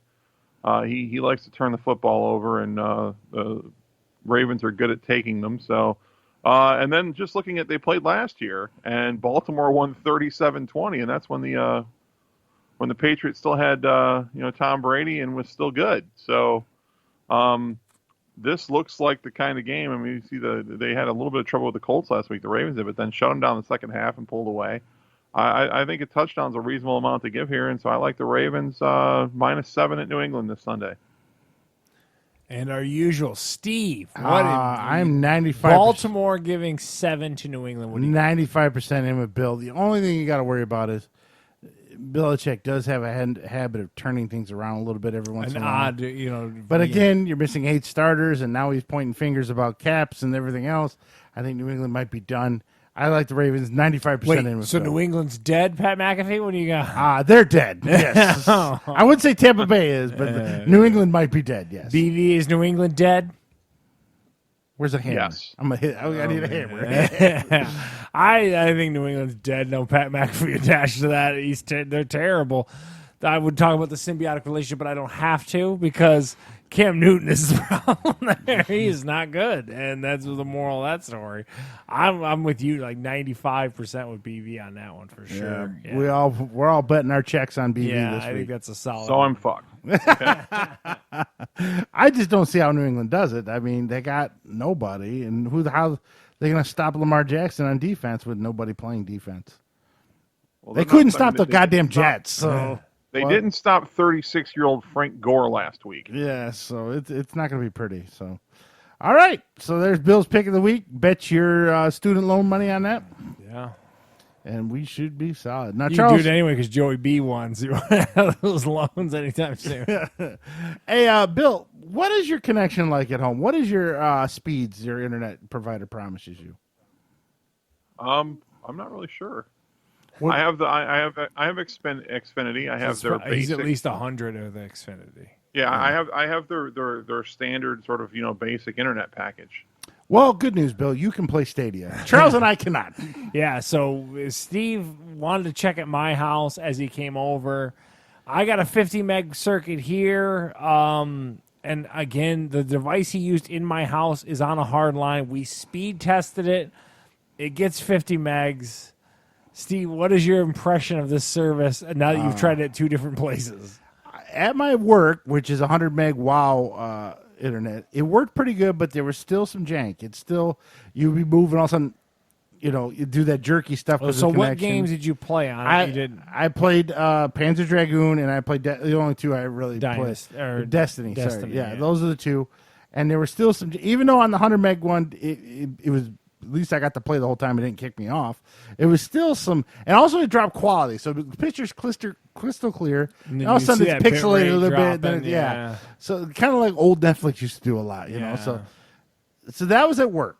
That at my house and here, I got kicked off both times. Yeah, it's terrible. We have AT&T Uverse, which is 50, which I know isn't the standard anymore. It's usually 100 or 200, whatever. But to the point though, we looked up minimum specs, and they're saying they recommend 35 or higher. So we're in 15 above the minimum, and still neither one of us could play it longer than 5 minutes. Yeah, it's not good. I don't know what this means for the future of gaming, but I'm not going to re-up. It would make no sense to me to avoid buying a $400 console and pay an extra $80 a month for internet. It doesn't make any sense to me. I mean, you're better just buying the console and not having to worry about the latency of your network. I don't understand. I will say we're probably, both of us are glad we didn't buy the $100 intro kit. Yeah, you were kind of tempted a year ago. I'm super into. I think that this is the future of gaming. I just think that Google, of all people, didn't put the time and the research into it. As we've discussed, Steve likes to often talk about how Google likes to let products die on the vine, that they're just not putting the infrastructure and the time into this. So I did the PlayStation remote playing, and I had a great time from my house. Game was in my PS4. I was in it on another network, not in my house, and was able to play my PlayStation without a problem. And it worked great. I had great quality, no issue with any kind of input lag or anything. So, and then here's this Google product, and it's just not very good. Well, I have to full disclosure. The Microsoft xCloud, I ran into the same thing at my house. And that only works on an Android phone or tablet. It does not work on browsers. That was wireless, correct? It was wireless. But at work, again, the 100 meg thing, it worked better there. But it still wasn't flawless. Even though I keep saying at work it worked better, it was still, a minute or 2 solid, then and then back solid. Is there a Stadia app on iPad or no? Yes. Okay. Yes. So I can test on a very fast pipe somewhere else that I know of on a hard line. If you give me your login credentials, I can log it in and see if it'll work. And somewhere else that has literally like T3 lines coming into it and stuff like that. So I will be able to test and let you know how that works. I think there's an Apple. Don't quote me on that. But we'll try it. If it's available, we're going to try it. Well, even if not, on your iPad, you can just use the Google. You can have the Chrome app on there and use it on there. Yeah, we'll see. Yeah, so right now, what do you say? It's like a 3 out of 10. This service is not good. It's not ready. It appears to me to not be ready for prime time. And this is a year after release. This isn't like a month. I would feel bad if you got if you're someone who looked at the minimum specs and then got these devices and paid $100 for the Founder Edition and all this kind of stuff. And then it's just not going to work, and you're like, that would suck. Like, there's no way around it. Yeah. So I can't recommend it. Charles can't recommend it. I don't know who this is for at this point. Maybe we're still 5 years away from real good streaming. I'm in love with the idea of not having to chase hardware. Yeah, we've often talked about it before, and to be able to run these games at a really nice resolution, pipe to my house, not having to worry about what graphics card and all this kind of stuff. That sounds awesome, but I just don't think we're there yet. And also, the games aren't cheap. Yeah. The games are way overpriced. They're higher than all Best Buy and Amazon. So the games aren't cheap. I don't know who this is for. I mean, some people are just in love with the tech and they want to do it, but good luck to them. Can't recommend it. 3 out of 10. This is a year after it came out. This isn't like a month. We gave it a year to gestate and to develop, and it still kind of sucks. To me, that just means forget it. Go get you a $2,000 PS5 on eBay. All right, Bill, it's time to watch some new stuff, Bill. And let's get that TV cranked up. And I'm going to tell you what to watch this week. And Charles, I already know, is going to watch this first one, so it doesn't matter. I can't wait. New this week on Netflix, The Crown season. What are they on, Charles? I think it's 4. Yeah. I'm a big new Bill. Are you watching The Crown? I'm still kind of a what? Charles is so funny. What I'm looking up on it here. This is what? This is the reign of Queen Elizabeth II? Correct. Probably not. I don't have that affinity for all things British the way You that Charles don't does. need the affinity, BV. It's that good, man. You were so wrong. This is the best show, if not one of the best shows on Netflix. The Crown is awesome. The best British export is James Bond. Everything else is garbage. And the original In Office. fairness, the bar's not that high right now. With Netflix either, So big 2 no's and a yes for The Crown, but we're A huge yes. a huge I wanna make sure. Donald Trump huge. Yeah, yes. it's gonna be great. It's gonna be It's gonna be awesome. It's going to be phenomenal. Next up, The Liberator. This is weird. Have you seen this on your I list? saw this. And It I wanted looks to like discuss they this. took Band of Brothers and drew a cartoon over it. And comic booked it. Comic Yeah. booked it for some reason, and I'm not sure why. Maybe because they had a low budget and couldn't get a full good World War II look to it, and that's why they did that. I'm just guessing. The Liberator Netflix hybrid animation World War II. I think it's a show. It's a series. And I think I'm a no. Bill? Again, a what? Probably not. I'm a yes. I am intrigued by this. I saw it hit my trending. I just didn't have time for it, or else I'd be talking about it today. I'm intrigued by all things World War II. I'm with you. I think that they're covering up a lack of production value, so they went and skewed it and decided to put that over top of it. There was a quirky movie that came out not too long There's ago. it with Keanu Reeves and stuff like that, too, Yeah. where he was like comic book drawn and stuff like that. And there's one with The Rock, I think. It was like by a weird director. I don't know. I don't get the look. I think it's an art. They'll argue it's an art style choice. I think it's because I agree with you. I think they're covering up production short runs. Would be my opinion. Yeah. All right. New this week on CBS, The Neighborhood. Cedric the Entertainer, back for season 2. Shocked this show made 2 seasons. I'm a big no. I don't like many CBS shows. So, Bill, what is your thoughts?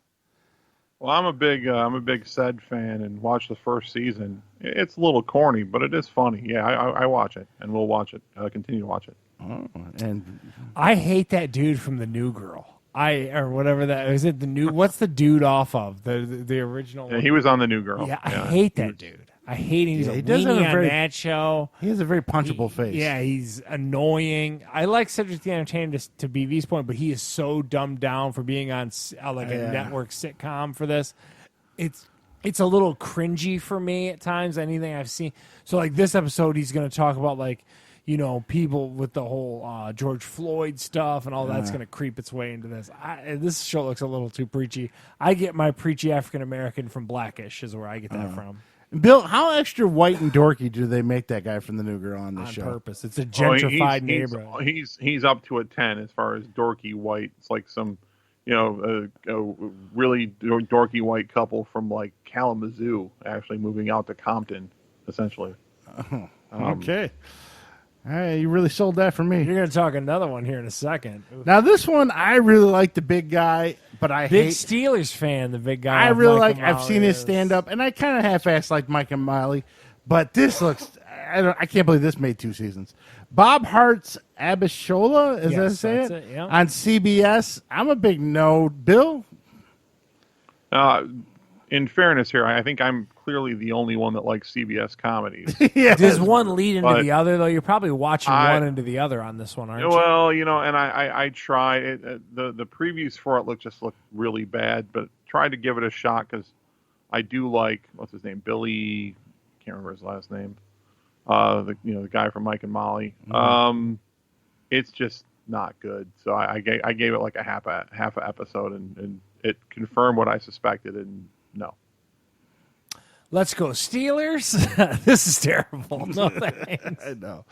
Oh, man. So next up, his Dark Materials. This is that Golden Compass stuff again, back. Yes.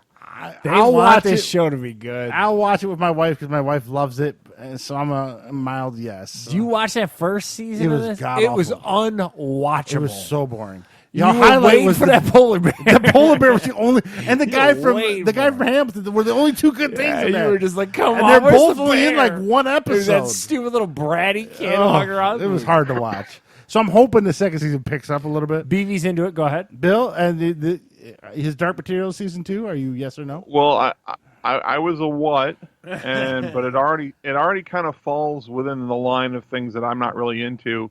And if it falls in that category and you guys think it sucks, absolutely not. This show is terrible. I could not get through it. I gave it every effort in the world. This show is It came out right about the same time as awful. Watchmen, right? Yeah. Yeah. Yeah, the exact same time, I think. Yeah, I watched both of them right in a row, and it's And The like, Watchmen grew on me. The Watchmen was one of those shows I stopped trying to figure it out and just let it tell me a story. And that's the way to watch The Watchmen. I gave that pro tip to Heather, and she enjoyed it. I think that's the way to watch that show. That was the charming show of that, or the better one of that particular run. I'm struggling with all the HBO stuff. Did you watch the Lovecraft Country show? no, it doesn't look I appealing. watched the first episode. I'm of not a that. big horror movie guy to begin with, and I that don't know, looks man. like I guess Jordan Peele's amazing to a lot of people. He's just losing it on me. yeah. Next up, these next three might all be for Lorna's age group. The Lego Star Wars Holiday Special on Disney Plus. I'm not going to watch this. Bill, are you going to watch the Lego Holiday Star Wars Special? I seriously doubt it. No. And Charles? I flipped to you. I'm sorry. Yeah, I'm a no. I don't. These Lego ones are terrible. Do they even talk? They usually don't even talk. Very often. I think they talk in this one. Okay. Yes. No. All right. Next is Animaniacs makes its debut on Hulu. What's that, BV? Hold on. Go I ahead, was BV. just going to ask, will they reprise Everything is Awesome? Oh no, that has nothing to do with the Oh. Lego ones. Yeah, no, No, that's the best part Oh, of those okay. movies. and not the Star Wars ones. Animaniacs back on Hulu just in time when I canceled my Hulu, so I will not be watching it. I'm a no. Bill, you going to watch Animaniacs? Are these new episodes? Yes, but this original Okay, voice cast. I did not get into Animaniacs in its first run. My wife is obsessed with it, so chances are I will end up watching it. Wow, who knew Abby was into it? That's But she crazy. does love her some Animaniacs. So Wow. It's interesting. I'll expect a Yeah. full review from BV and the Animaniacs then. I'm going to try to avoid watching it as long as possible. So, but yeah, if I get stuck with it, we'll Is Animaniacs where Pinky and the Brain came from? Yes. yes. They're Well, a lot of funny. people forget Animaniacs was like a cartoon sketch show. So yeah, It's Animaniacs. quirky. It's all over the place. Yeah, right? like Pinky and the Brain and Animaniacs were good, but all the rest were kind of terrible. Yeah. So I'm a and, no, but anyway, I like Pinky and the Brain. and finally, Trollstopia is on Peacock and Hulu. I don't even know what this is. I'm not a huge Trolls fan. I can't believe they keep making stuff from this goddamn movie. So I'm a no. Bill? What? Yeah. And I'm not a yes, but my daughter will definitely be a yes. All things trolls. My troll loves it. Yeah, your troll is a troll. Yeah, she I loves love some these. troll movies. All right, Charles, let's punch him in the face. Oh, okay. So basically, there was just a UFC fight night. UFC is back from Fight Island the second or third time, and we had a UFC fight night from the Apex. Glover Teixeira got a nice little round 3 submission over Thiago Santos. That was actually a pretty good fight. I watched that one. I got a bit of a soft spot. I like Andrei Arlovsky. He's been fighting for a long time. Kind of a bigger Eastern Bloc, Eastern European dude.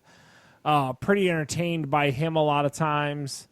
He had a decision win over Tanner Bosner. That was pretty interesting. And then the other one that came from this fight night was a guy named Ramez Braham, whatever his name was. Dude, his ear almost got ripped off. Google him real quick, BV, and pull that image up just so you can see what's going on with this thing. It is gnarly. Yeah, just Google it as I have it written right here, and you'll see. And then just flip it up to share your screen. I can show the world. It is crazy, man. His ear almost literally, his left ear just chunked off, and it was super gnarly.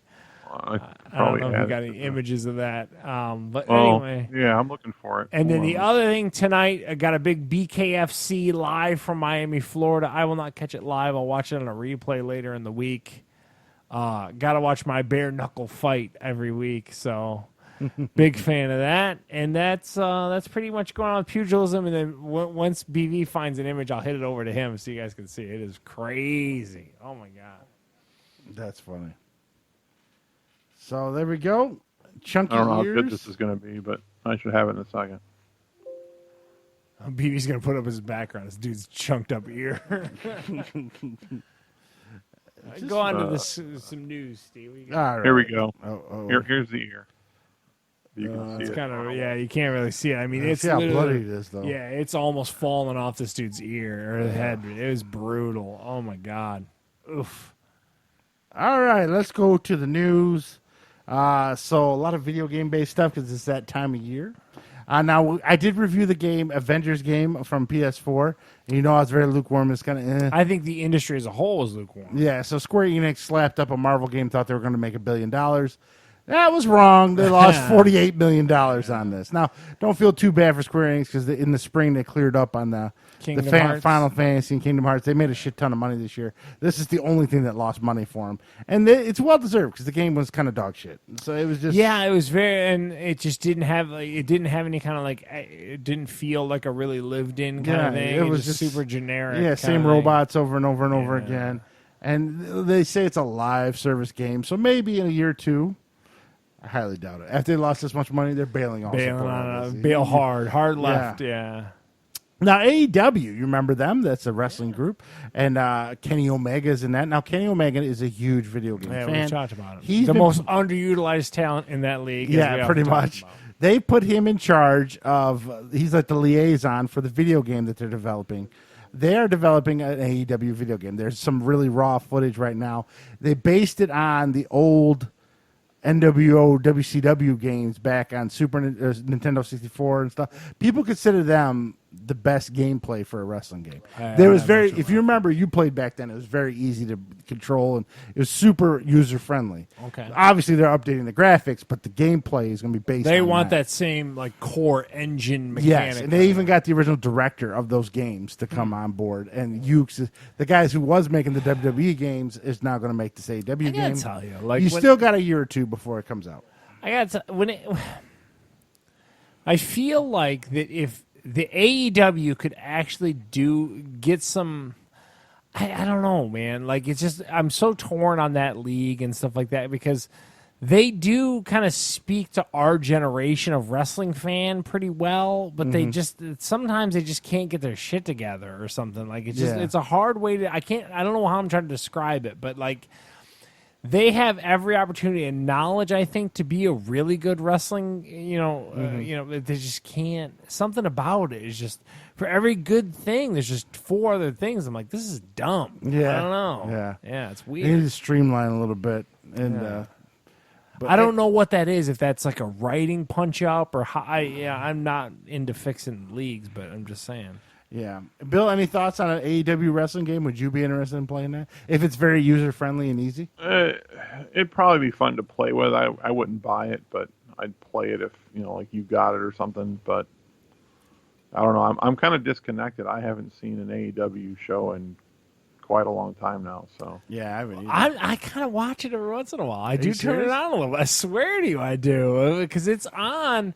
What is it like a random Wednesday. Thursday? Is it It's Wednesday? Wednesday, Yeah, and every once in a while, I end up turning that shit on because like I can't explain to you why, but like I feel like I want them to be better than they are. It's You're like, really weird because they don't do the things that frustrate me with the WWE product right now. Oh, yeah, and I'm yeah. like, but somehow they're in a weird in between. They're not the current WWE product, but they're not the Attitude Era. And I want them to be The Attitude Era. Yeah, I Yeah. think. And Well, I don't know. one of the things that I remembered from watching before is that other than Jericho, who has been doing the same thing now for the last 10, 20 years, so it's not really exciting anymore. Maybe to a certain degree that MJF kid. There's not a whole lot of people in that league that I recall that have really any sort of good mic skills. So, and they don't seem to script so you have like in a lot of ways it reminds me of a traditional kind of like 80s territory kind of vibe where they have the the wrestling is kind of what you'd expect from an old school wrestling show, except the style is a little bit Flippy. too kind of over the top now. Yeah, Flippy. it's lot a of little flips. too Cirque du Soleil for my taste. But I guess they don't have people that can really like grab you. They can't pull you in with their mic skills at all. Number one, fix the women's wrestling or just cut it. Yeah, Their women's wrestling is terrible. yeah, I'd agree. And that Darby kid that they love, who's like 85 pounds, puts himself in a body bag. I can't stand him. Yeah. I don't like him at all. And one of the things too is we talked about it. To BV's point, if you're going to skew to this '80s time frame, juice the shit out of these guys. Yeah. God, I get so frustrated with that in that show. Yeah, they only got two real Don't guys. they have in the bigger whole league. guys now though? Yeah, Yeah, Jack but I know Swagger they've and got the fucking like Brian Luchasaurus. Cage But and Lance every time I Archer tune and- in, it's scrawny dudes, and like I don't know how to describe it. I maybe I have a weird affinity towards. I don't know how else to describe it, but it's not good. It's not healthy. From what I understand, they've gotten a bunch of really big, kind of like almost for their scales, almost like monster kind of guys, and then they feed them to Moxley, former Dean Ambrose, and then he just beats them, and that's it. I wish they just cut him. Yeah. I can't stand him. But AEW, besides the wrestling game, they're also coming out with 2 mobile games, and one of them is a casino game. So, like, there'll be AEW wrestlers in it. Like, you could play poker against Kenny Omega. It's a real weird choice. I was like, I don't get that. But so there's a look at AEW. Bill's fixing it, and Charles is fixing it. They're trying to figure out how to fix it, but there we go. Now, I always love to put these on here because Charles loves his plant-based stuff. Mm-hmm. The king of burgers, McDonald's, is working on a plant-based burger. Sometime next year, you may get a plant-based Big Mac. What do you Well, think? so the big thing was they actually McDonald's destroyed the Beyond Meat company. So they actually brought in Beyond Meat for a big market test for McDonald's burgers, and then they turned and pulled the 180 on Beyond Meat and developed their own patty. So then it shot the Beyond Burger meat through the floor because everyone was like jumping onto their bandwagon, thinking that they're going to be in all these McDonald's. Turns out, no, they're not, because Mickey D's is making their own random plant I burger. did not know that. Yeah, it's crazy. But I got to tell you, I've talked at length, and Steve's right on. I do have an affinity towards the plant-based burger. I do think it's the future and there's global issues that we have in this world. If you got a lot of Chinese folks that you need to feed, what better way than to get them a plant-based, I think it can cure a lot of issues. It's not... The thing about these plant burgers is they're not healthy. You can drink, for example, a 4-ounce serving of Impossible meat is 240 calories. 4-ounce serving of lean ground turkey burger is 160, 170 calories. So it's not a healthy choice. It's what's better for the planet, and people have a hard time wrapping their brain around. But I had Mongolian beef this week made with Impossible meat that we get at Kroger, and I love it. I can't tell you guys enough how much I love it. Bill, are you down for the plant-based McDonald's burger? I don't know. I mean, I've had to try basically every plant-based restaurant's burger that's available. I don't know. I'm interested to see if they are able to pull off I think they were working on a McChicken version of it too. And so, like, I have had like the Beyond Sausage sandwich, from Dunkin' Donuts, and it's not bad. So, yeah, we'll see. All right. So there we go. A McDonald's plant-based thing. I mean, I'll try it. I like the Impossible Whopper at Burger King. It's really good. I don't mind it at all. I Really think it's pretty good, tasty. man. Now, Impossible's also supposed to be working on a plant-based milk oh, that they're saying is going to be we can very... just give them powdered milk. We have some left over. Yeah, well, I think it's supposed to be. They're going for a very bovine taste to it. They're going to skew proper cow's milk with it. Bovine. Now, I always heard a rumor that there was a little bit of beef flavoring in the fries, the oil. In the seasoning or something? No, like in the oils, that there was a little bit of beef product in that oil they cooked the I fries. don't know. I don't know if Maybe that's true or BB would not. know. Would BB, Abby do you know that, Bill? Will Abby eat McDonald's fries? Well, I thought when we were all working McDonald's, didn't they go to 100% vegetable oil? Yeah, maybe. I don't know. Yeah, It's no. an old Believe rumor. me, she has an app that will tell her literally whether every product is vegetarian, vegan, or not. And she, like, for example, she won't have Portillo's fries because it's cooked in the wrong fat. Yeah, see, some fries are, yeah. But the McDonald's fries are okay. She can eat an extra large supersized McDonald's fry. That's fine, but don't eat the Portillo's fries. And by the new side note, the Portillo's in Sterling Heights broke ground. Michelle saw the beams. They got the beams on the building. She was out there seeing her friend. So Portillo's slowly You guys coming are out here. of control. I'll have a full restaurant review of Portillo's the day it opens. Yeah, with your hour and a half wait. Yeah, that might be that's a little the rough. problem. All right, so let's go to some movies that we may or may never see at the theater. Good. Now, you know Quiet Place 2 is already made, done, and in the can. We don't know when it's ever going to be available. It's never going to see the light of day. So Quiet Place 3 has the green light and will end up on track for 2022. So 2021, at the end, Quiet Place 2 is going to come out. Quiet Place 3 will come out halfway through to 2022. I got to tell you, we've talked at length on this show. I think that first one's a great movie. I really do. Do you really think it needs to be a trilogy, though? Well, that was going to be my point. The problem is, if you don't see the second one, horror movies, suspense movies can get a little off the rails. So I'm not guaranteed. To me, Is my Tuna question- directing the second one? what's that? Is Tuna directing the I second don't one? know. I don't know. I don't. And not that I got to see it because I'm bummed I didn't get to see it. Yeah. I enjoyed that first one. I really did. I did. I liked it. I just feel like it should have been a one and done. I don't know if I need a whole Quiet Place universe. We'll but see where it goes. I mean, if I'm going to judge, I'm not going to be optimistic. if it's just on gonna be Emily 3. Blunt and her family in near death situations every movie, I don't know if I need to see that over and over. The again. suspense of that first one was good, man. I don't know. That was a good movie. Should have never killed the tuna in the first one. That's the problem. But that's what made it cool, though, right? All right. So next up in the category of why. Vin Diesel's Bloodshot movie. Remember that came out right The at weird the thing in edge. his chest, Yeah, right? it came out right at the edge of the COVID stuff. yeah. So they're getting a sequel to that movie, and Vin Diesel will be back in it. Any thoughts on Bloodshot? Who watches these Vin Diesel movies? Vin Diesel gets Full to make all disclosure, these. I did see this movie. I rented it for $3. And does it worthy of a sequel? No, it's it's a Steve Six. I don't know, generic action movie 101. I dozed off through some of it. I don't know. Bill, any Vin Diesel love for you?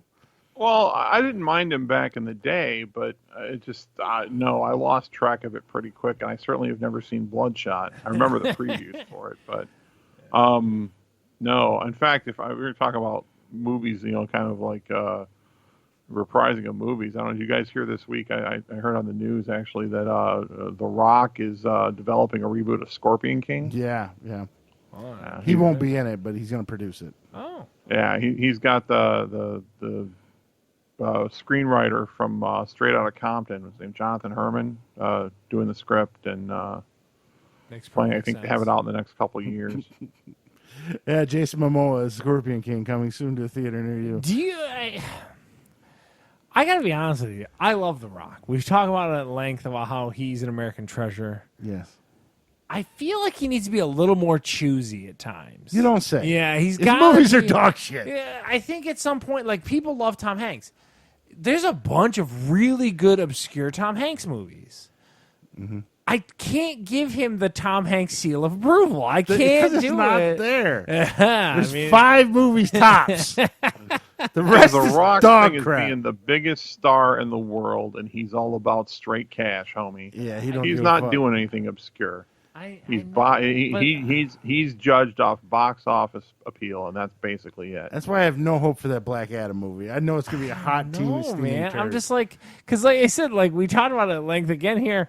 The best ticket for 2024 is a Hanks Rock, ticket. But don't base it on their movies. Yeah, on his but I'm movies. just saying, like, but Tom Hanks has done some great movies, and I'm like, I wish The Rock at this point Would can be a little more choosy. choosy. You know what I mean? Yeah. Like, I just feel like I mean, the fucker's got $200 million from fucking Under Armour, $200 million from his tequila. he doesn't got any bills to pay. Yeah, right? I mean, let's pick some nice movies. I mean, Jumanji, you did pretty good with. great movies. You Jumanji argue movies. maybe the CIA movie with Chris Rock or Chris. Yeah, Central people, Intelligence. yeah, there's people like that, but God, you're stretching after that. Yeah. It's hard. He's only estimated to be worth about $320 million. Yeah, though, that's so an he's still got to build underestimate. it up. He's maybe when What's he gets Tom to Hanks' level, net worth? What do you got there? let me check it out.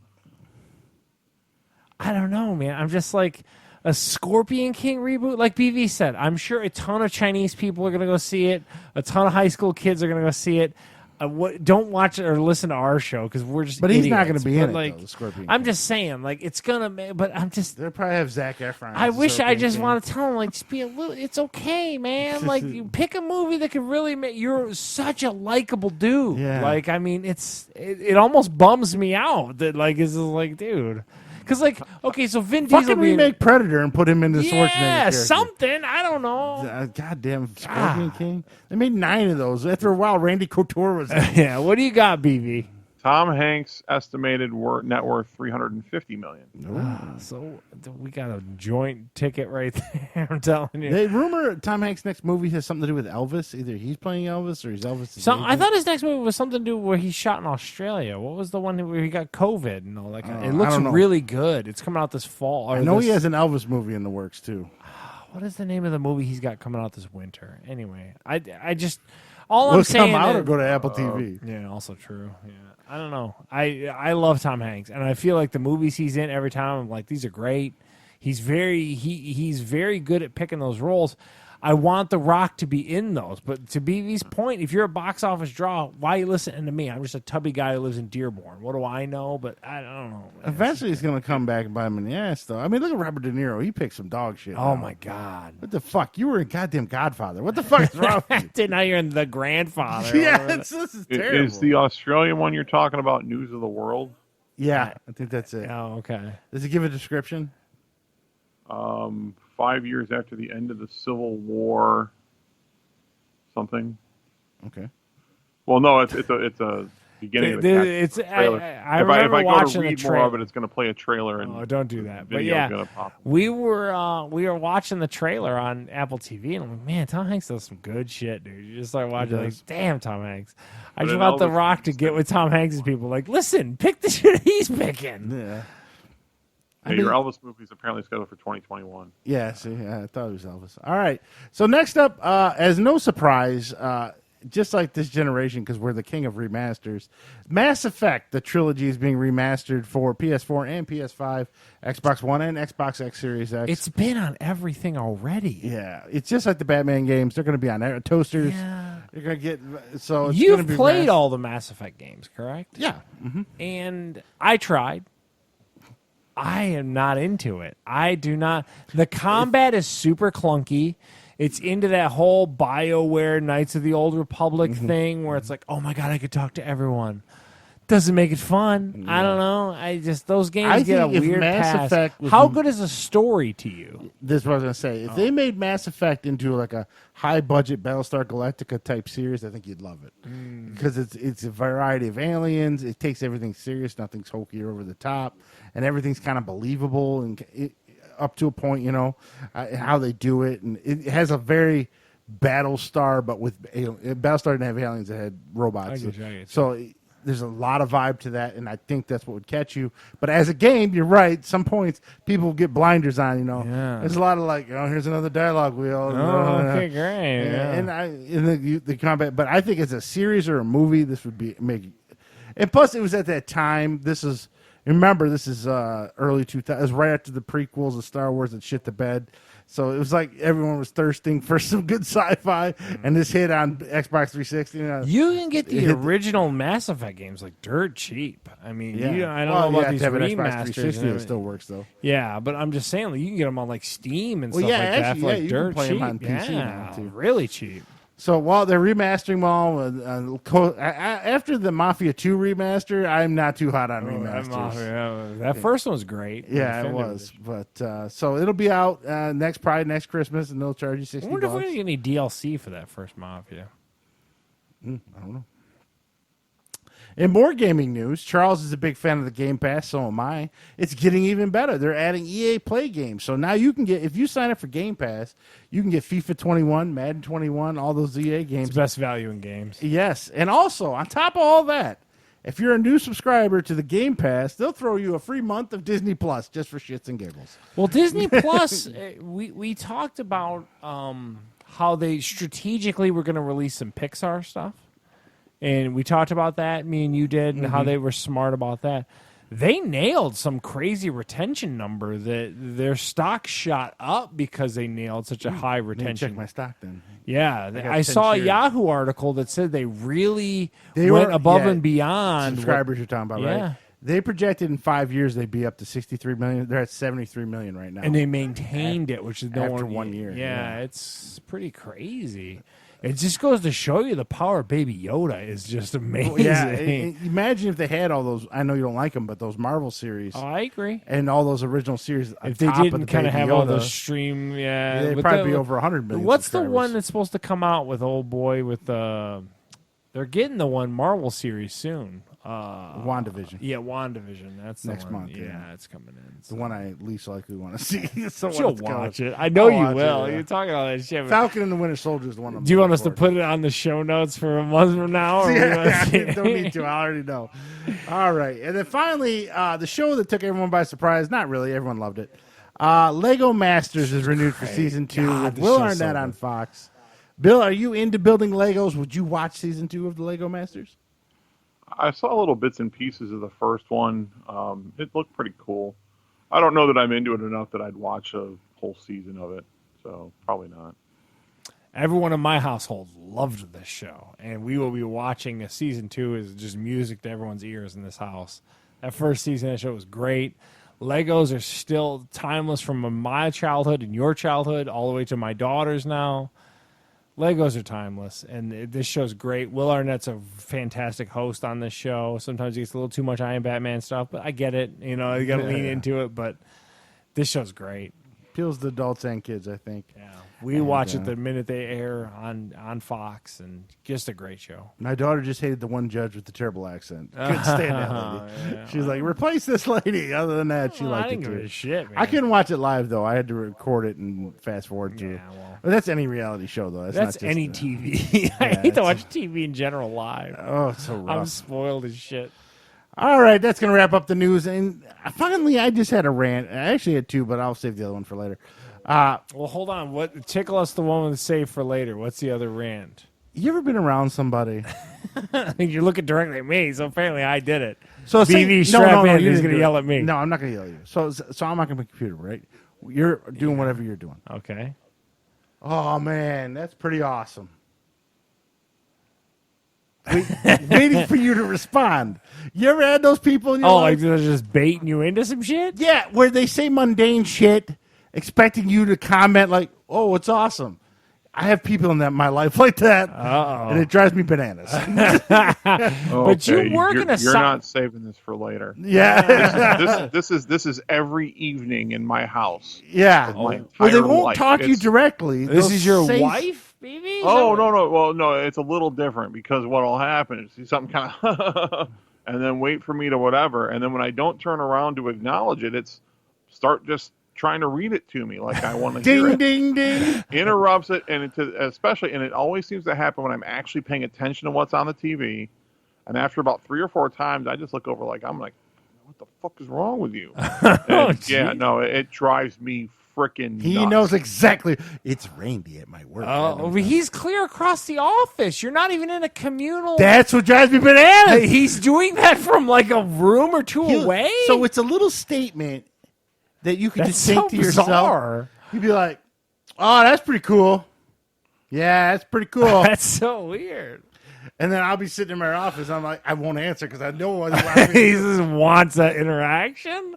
He just needs to be loved, man. Yeah. He just needs Okay, it's one thing when it's your spouse and you're already like sitting at home, kind of whatever, and they just want to get your attention to like whatever. But if you're having that at work with, I'm sorry if this sounds a little bit too traditional, with another dude Yeah. who's just trying to get your attention so much that he's just making weird statements and hoping that you'll ask, "Hey, what's so fun? Or what's so awesome?"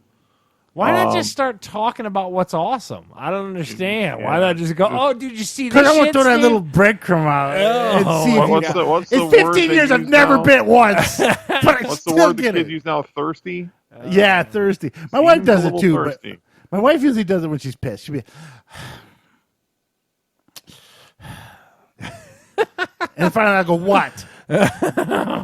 Can you believe your daughter? Oh man, That's what my wife does. Why not just sit down and go? Can you believe your daughter? Why do we got to? And most of the time she does, but every once in a while we got some theatrics. Okay. Not a lot with Michelle, but mostly with Randy. Oh my god! He'll be saying, because then I'll be like, "Oh, what's awesome?" He'll be like, "This new Google Analytics, man. Let me show you, Steve." Why not just go? Hey, did you see the new Google Analytics? Why are we? No. Why are we courting people? It's into like, this you know what weird... it reminds me of? It reminds me of those Facebook posts where it's a general kind of question. Oh, so you got to go, what's going on? How you been? It's like that, but in real life. Just fishing. And I'm glad Bill experiences this because I didn't want to be the only asshole this happens So do you have this a lot with your wife, BB? Is that what you're implying? Well, yeah. Well, it's not quite the same because it's not that she won't just sit there and make some weird statement and wait for me to. What she'll do is she'll be reading something on either the internet or in some place, and she'll want to share it with me. I don't know if she's just trying to get my attention. She just thinks it's that freaking hilarious or what it is. But she'll laugh, and sometimes she'll just start interrupting me. And if otherwise, she'll just kind of give me the look. And when I don't take the bait, then she'll definitely do it. None of this. And then it's like every 30 don't seconds. Just start talking. I don't know. Well, it's like every 30 seconds, it's like starts to say something. It's like I finally go, look. You see, I'm watching something over here. Maybe I'm in the middle of this. Yeah. So then I start doing the what? So I guess I turn into Michelle and just start saying, like I try to, because you know me, I'm not the most patient individual in the world anyway. No. So I try to put out enough. I try to put out some triggers. It's like there's some signs. It's like this isn't going in the right direction. Wow. Never takes the hint. Here's an example. And So then you're it's like, sitting in your little cubby hole at work or wherever it is, and say you got a door open, and your boss is out in the hallway, and one of your guys just painted the trim on the floor, and he's out in the hallway and goes, "God, look at this trim. Can you believe this?" Just saying it out loud. Oh, like he won't just be like, "Did you look at the shitty trim over here?" Oh, So he's saying it loud enough so you knows you hear it in your office. No, I don't have come that out and much go, in my "What's life." wrong with the trim?" That never happens to you? No, I mean I have a lot of people like Heather will just start. Look at this jackass or something like that. Like she'll just continue on. Yeah. Like I don't get courted apparently as much as you guys do. Yeah. Steve needs a little bit of pageantry. His intrigue, like wow, no. And then like I said, for me, knowing how your office is laid out at work. He's like across the way, so like he's huffing and puffing, like instead of just going, "Hey asshole, did you see the new Google thing?" He's like, "Yeah, it's just an example." And and sometimes he may just do it subconsciously, maybe I don't know, but for the most part, I know it's like those Facebook posts where I go, "That's a trap." That's a trap. Did you put the Star Wars meme on him? Yeah. So. It's a trap. Admiral Akbar is on it. And Bill experienced this, so I'm not alone on that one. So I get it, but yeah, I just never. So we did go with 2 rants. That's one of them. And now the next question is, like we talked about earlier, all right, so the NBA, the NFL, the NHL, the MLB, taking thousands upon thousands of these swabs up the nose. You take the swab up the nose, you put them in the biohazard bags, seal them up. Double plastic and everything. So that's just them. Then you got the rest of the United States taking tests. You got China taking tests. You got fucking tests coming everywhere. So we're talking millions upon billions of tests, right? Yeah. Where's all the shit going? It's not. It's going into a landfill because Donnie T don't give a shit, and he's just like, Donnie T's gonna be gone by the time this is a problem. Yeah, but I'm just saying, like, if you were to look realistically, one of the worst things for the environment, and people don't want to admit it, is plastic. Hospitalization, like medical care, requires a shit ton of plastic, single use. And you know why? For sterilization and I get it, but like here we are in a pandemic and this shit ain't gonna go. The nice part is you could make the argument with us shut down so drastically, the carbon footprint, the Earth could breathe a little bit. Well, there's maps that have shown that. Yeah, that can show you, especially back in April and March. Yeah, that are actually doing better with us kind of locked away a little bit. So there is a little bit of a reprieve, but I totally know what you're saying. Like, you start looking at this shit. And so a funny enough story, they do like an exit interview with you when you're in for the maternity ward at Oakwood Beaumont when we had Lorna. And I told the girl who worked there, I go, well, how come you guys don't have any recycle bins? Like, not whatever, but like there's no recycle bins in a hospital. Like, they don't recycle anything.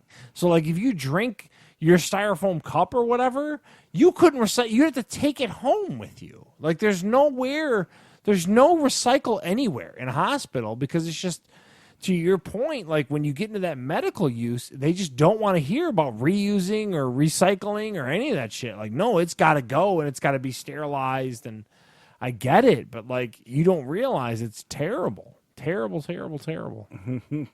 So we're gonna have piles and piles of these fucking biohazard bags with snot fucking tissues that snot. It's like, so what are you gonna do? Burn them? Does that put the virus back in the air? I don't know. What are you gonna do with all these fucking things? There's got to be millions of these. There's fucking a huge environmental impact to this pandemic. I mean, I guess a Q-tip itself you could just burn or recycle or destroy, right? But I'm worried about. To your point, it's plastic bag. into plastic into plastic. Yeah. I know exactly what you're talking about, but that's the sterilization process. 5 years from now, there'll be a news report. We don't know what to do with all these former This is tests. a mountain of tests. We're gonna bury them next to the ET cartridges out in Nevada somewhere. I agree. So if this is a rant, though, I guess, I mean, I agree. I agree. There's going to be a huge impact with all this. But that being said, would you have preferred they just let things run rampant until they found a properly environmental friendly way of testing? If there was ever a situation to take care of the issue first and worry about the details later, this would be it. No one's arguing that, BB. So you're coming to it and like they're doing what they have to do. And Steve's not here to say that that's not the case, but there is definitely an impact. So frivolousness of it. So does the Lost World Jurassic Park need to use 40,000 tests to go and make a movie? That's what spurred this question. I saw that article too. What's that? The Jurassic Park took 40,000 tests. So I get what you're saying, BB. So for public health, we need to take these things into consideration. And to BV's point, doing it quickly and expeditiously is what you need to do in a pandemic. But again, the NFL, Lost World Jurassic Park is using oodles of these fucking tests just so they can get back to business as Matrix usual. 4. They do I mean, I know what Steve's saying, and I get what BB's saying. Spider-Man's filming right now. I could definitely see both sides of the argument, but at some point, the problem is for someone like myself, I feel like there's not much. The world is only going to pivot when it gets bad, and that's a sad thing to say. But like, it's just like with the pandemic shit. We all didn't care that Donald Trump cut the pandemic task force before this happened because no one gave a shit about it until it was on our doorstep, and then all of us wanted to go, "Hey, Donnie T, why'd you cut the pandemic task force?" Mm-hmm. And the same thing's going to be for the environment. Unfortunately, it's probably not going to be our generation. It's going to be our grandkids or something like that. It's going to have a shitty fucking world. And you're going to have to deal, kiddos, because we're out of here. Steve's got Alzheimer's. BB's out. You know what I mean? Like, it's just... Unfortunately, that's just the way we deal. Michelle will have the Alzheimer's. I'll be dead of a stroke. Oh, yeah. Let's get it quick. Yeah, I get completely what Steve's saying, though. Yeah, I mean, how many? It's going to be like 5 years from now. There's going to be some. We're going to catch a random news report. Remember COVID 5 years ago? We got a shitload of plastic bags from We're burning them in China. Yeah. We're putting them on shuttles and shipping them how into many space. is the NBA using in the bubble? I mean, I've heard something crazy with those NFL tests. They're testing them daily. Yeah. And Aaron Rodgers said that on the Pat McAfee show, by the way, on YouTube. Yeah. Coming soon to the Ellen DeGeneres Times. He should be hosting Ellen DeGeneres. Yeah, that they're testing these. So to Steve's point, and I get what BV's saying, the public health, I get it. You know what I mean? But like that seems pretty goddamn egregious. Yeah, there's got to be millions and billions of those things by the time this is all done. But who knows? We're not here to solve problems. We're just here to entertain. So anything else? Now we ended on such a positive note. No. Just like I said, I just want to get into that vaccine. I hopefully I can get that, and then hopefully we can have a conversation as a show about what I'm seeing. I got to tell you, I feel like it's going to be a good thing. I'm not scared of it at all. I definitely want to go. So I hope you get a cyst on your ass. I'll take a cyst if I never have to worry about COVID. Just cut that cyst off my ass and let's move. Bill, anything else for you? No, I'm good.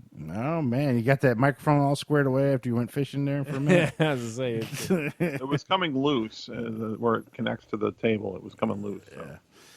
All right, and of course you can catch us on fatguyslittlepodcast.com and pay attention to our Facebook page because you never know when our video is going to show up. Google Play, Apple iTunes, We like to keep and people on their Spotify. toes. Yeah, why would we want a set schedule when you guys can guess? And again, you want to know what it's like to work in hotels, look at the way our show shows up. Yeah, any day we show up on a different day, it's that asshole sitting there. It's our problem. Of course, this is Steve. And Charles. Catch you next time.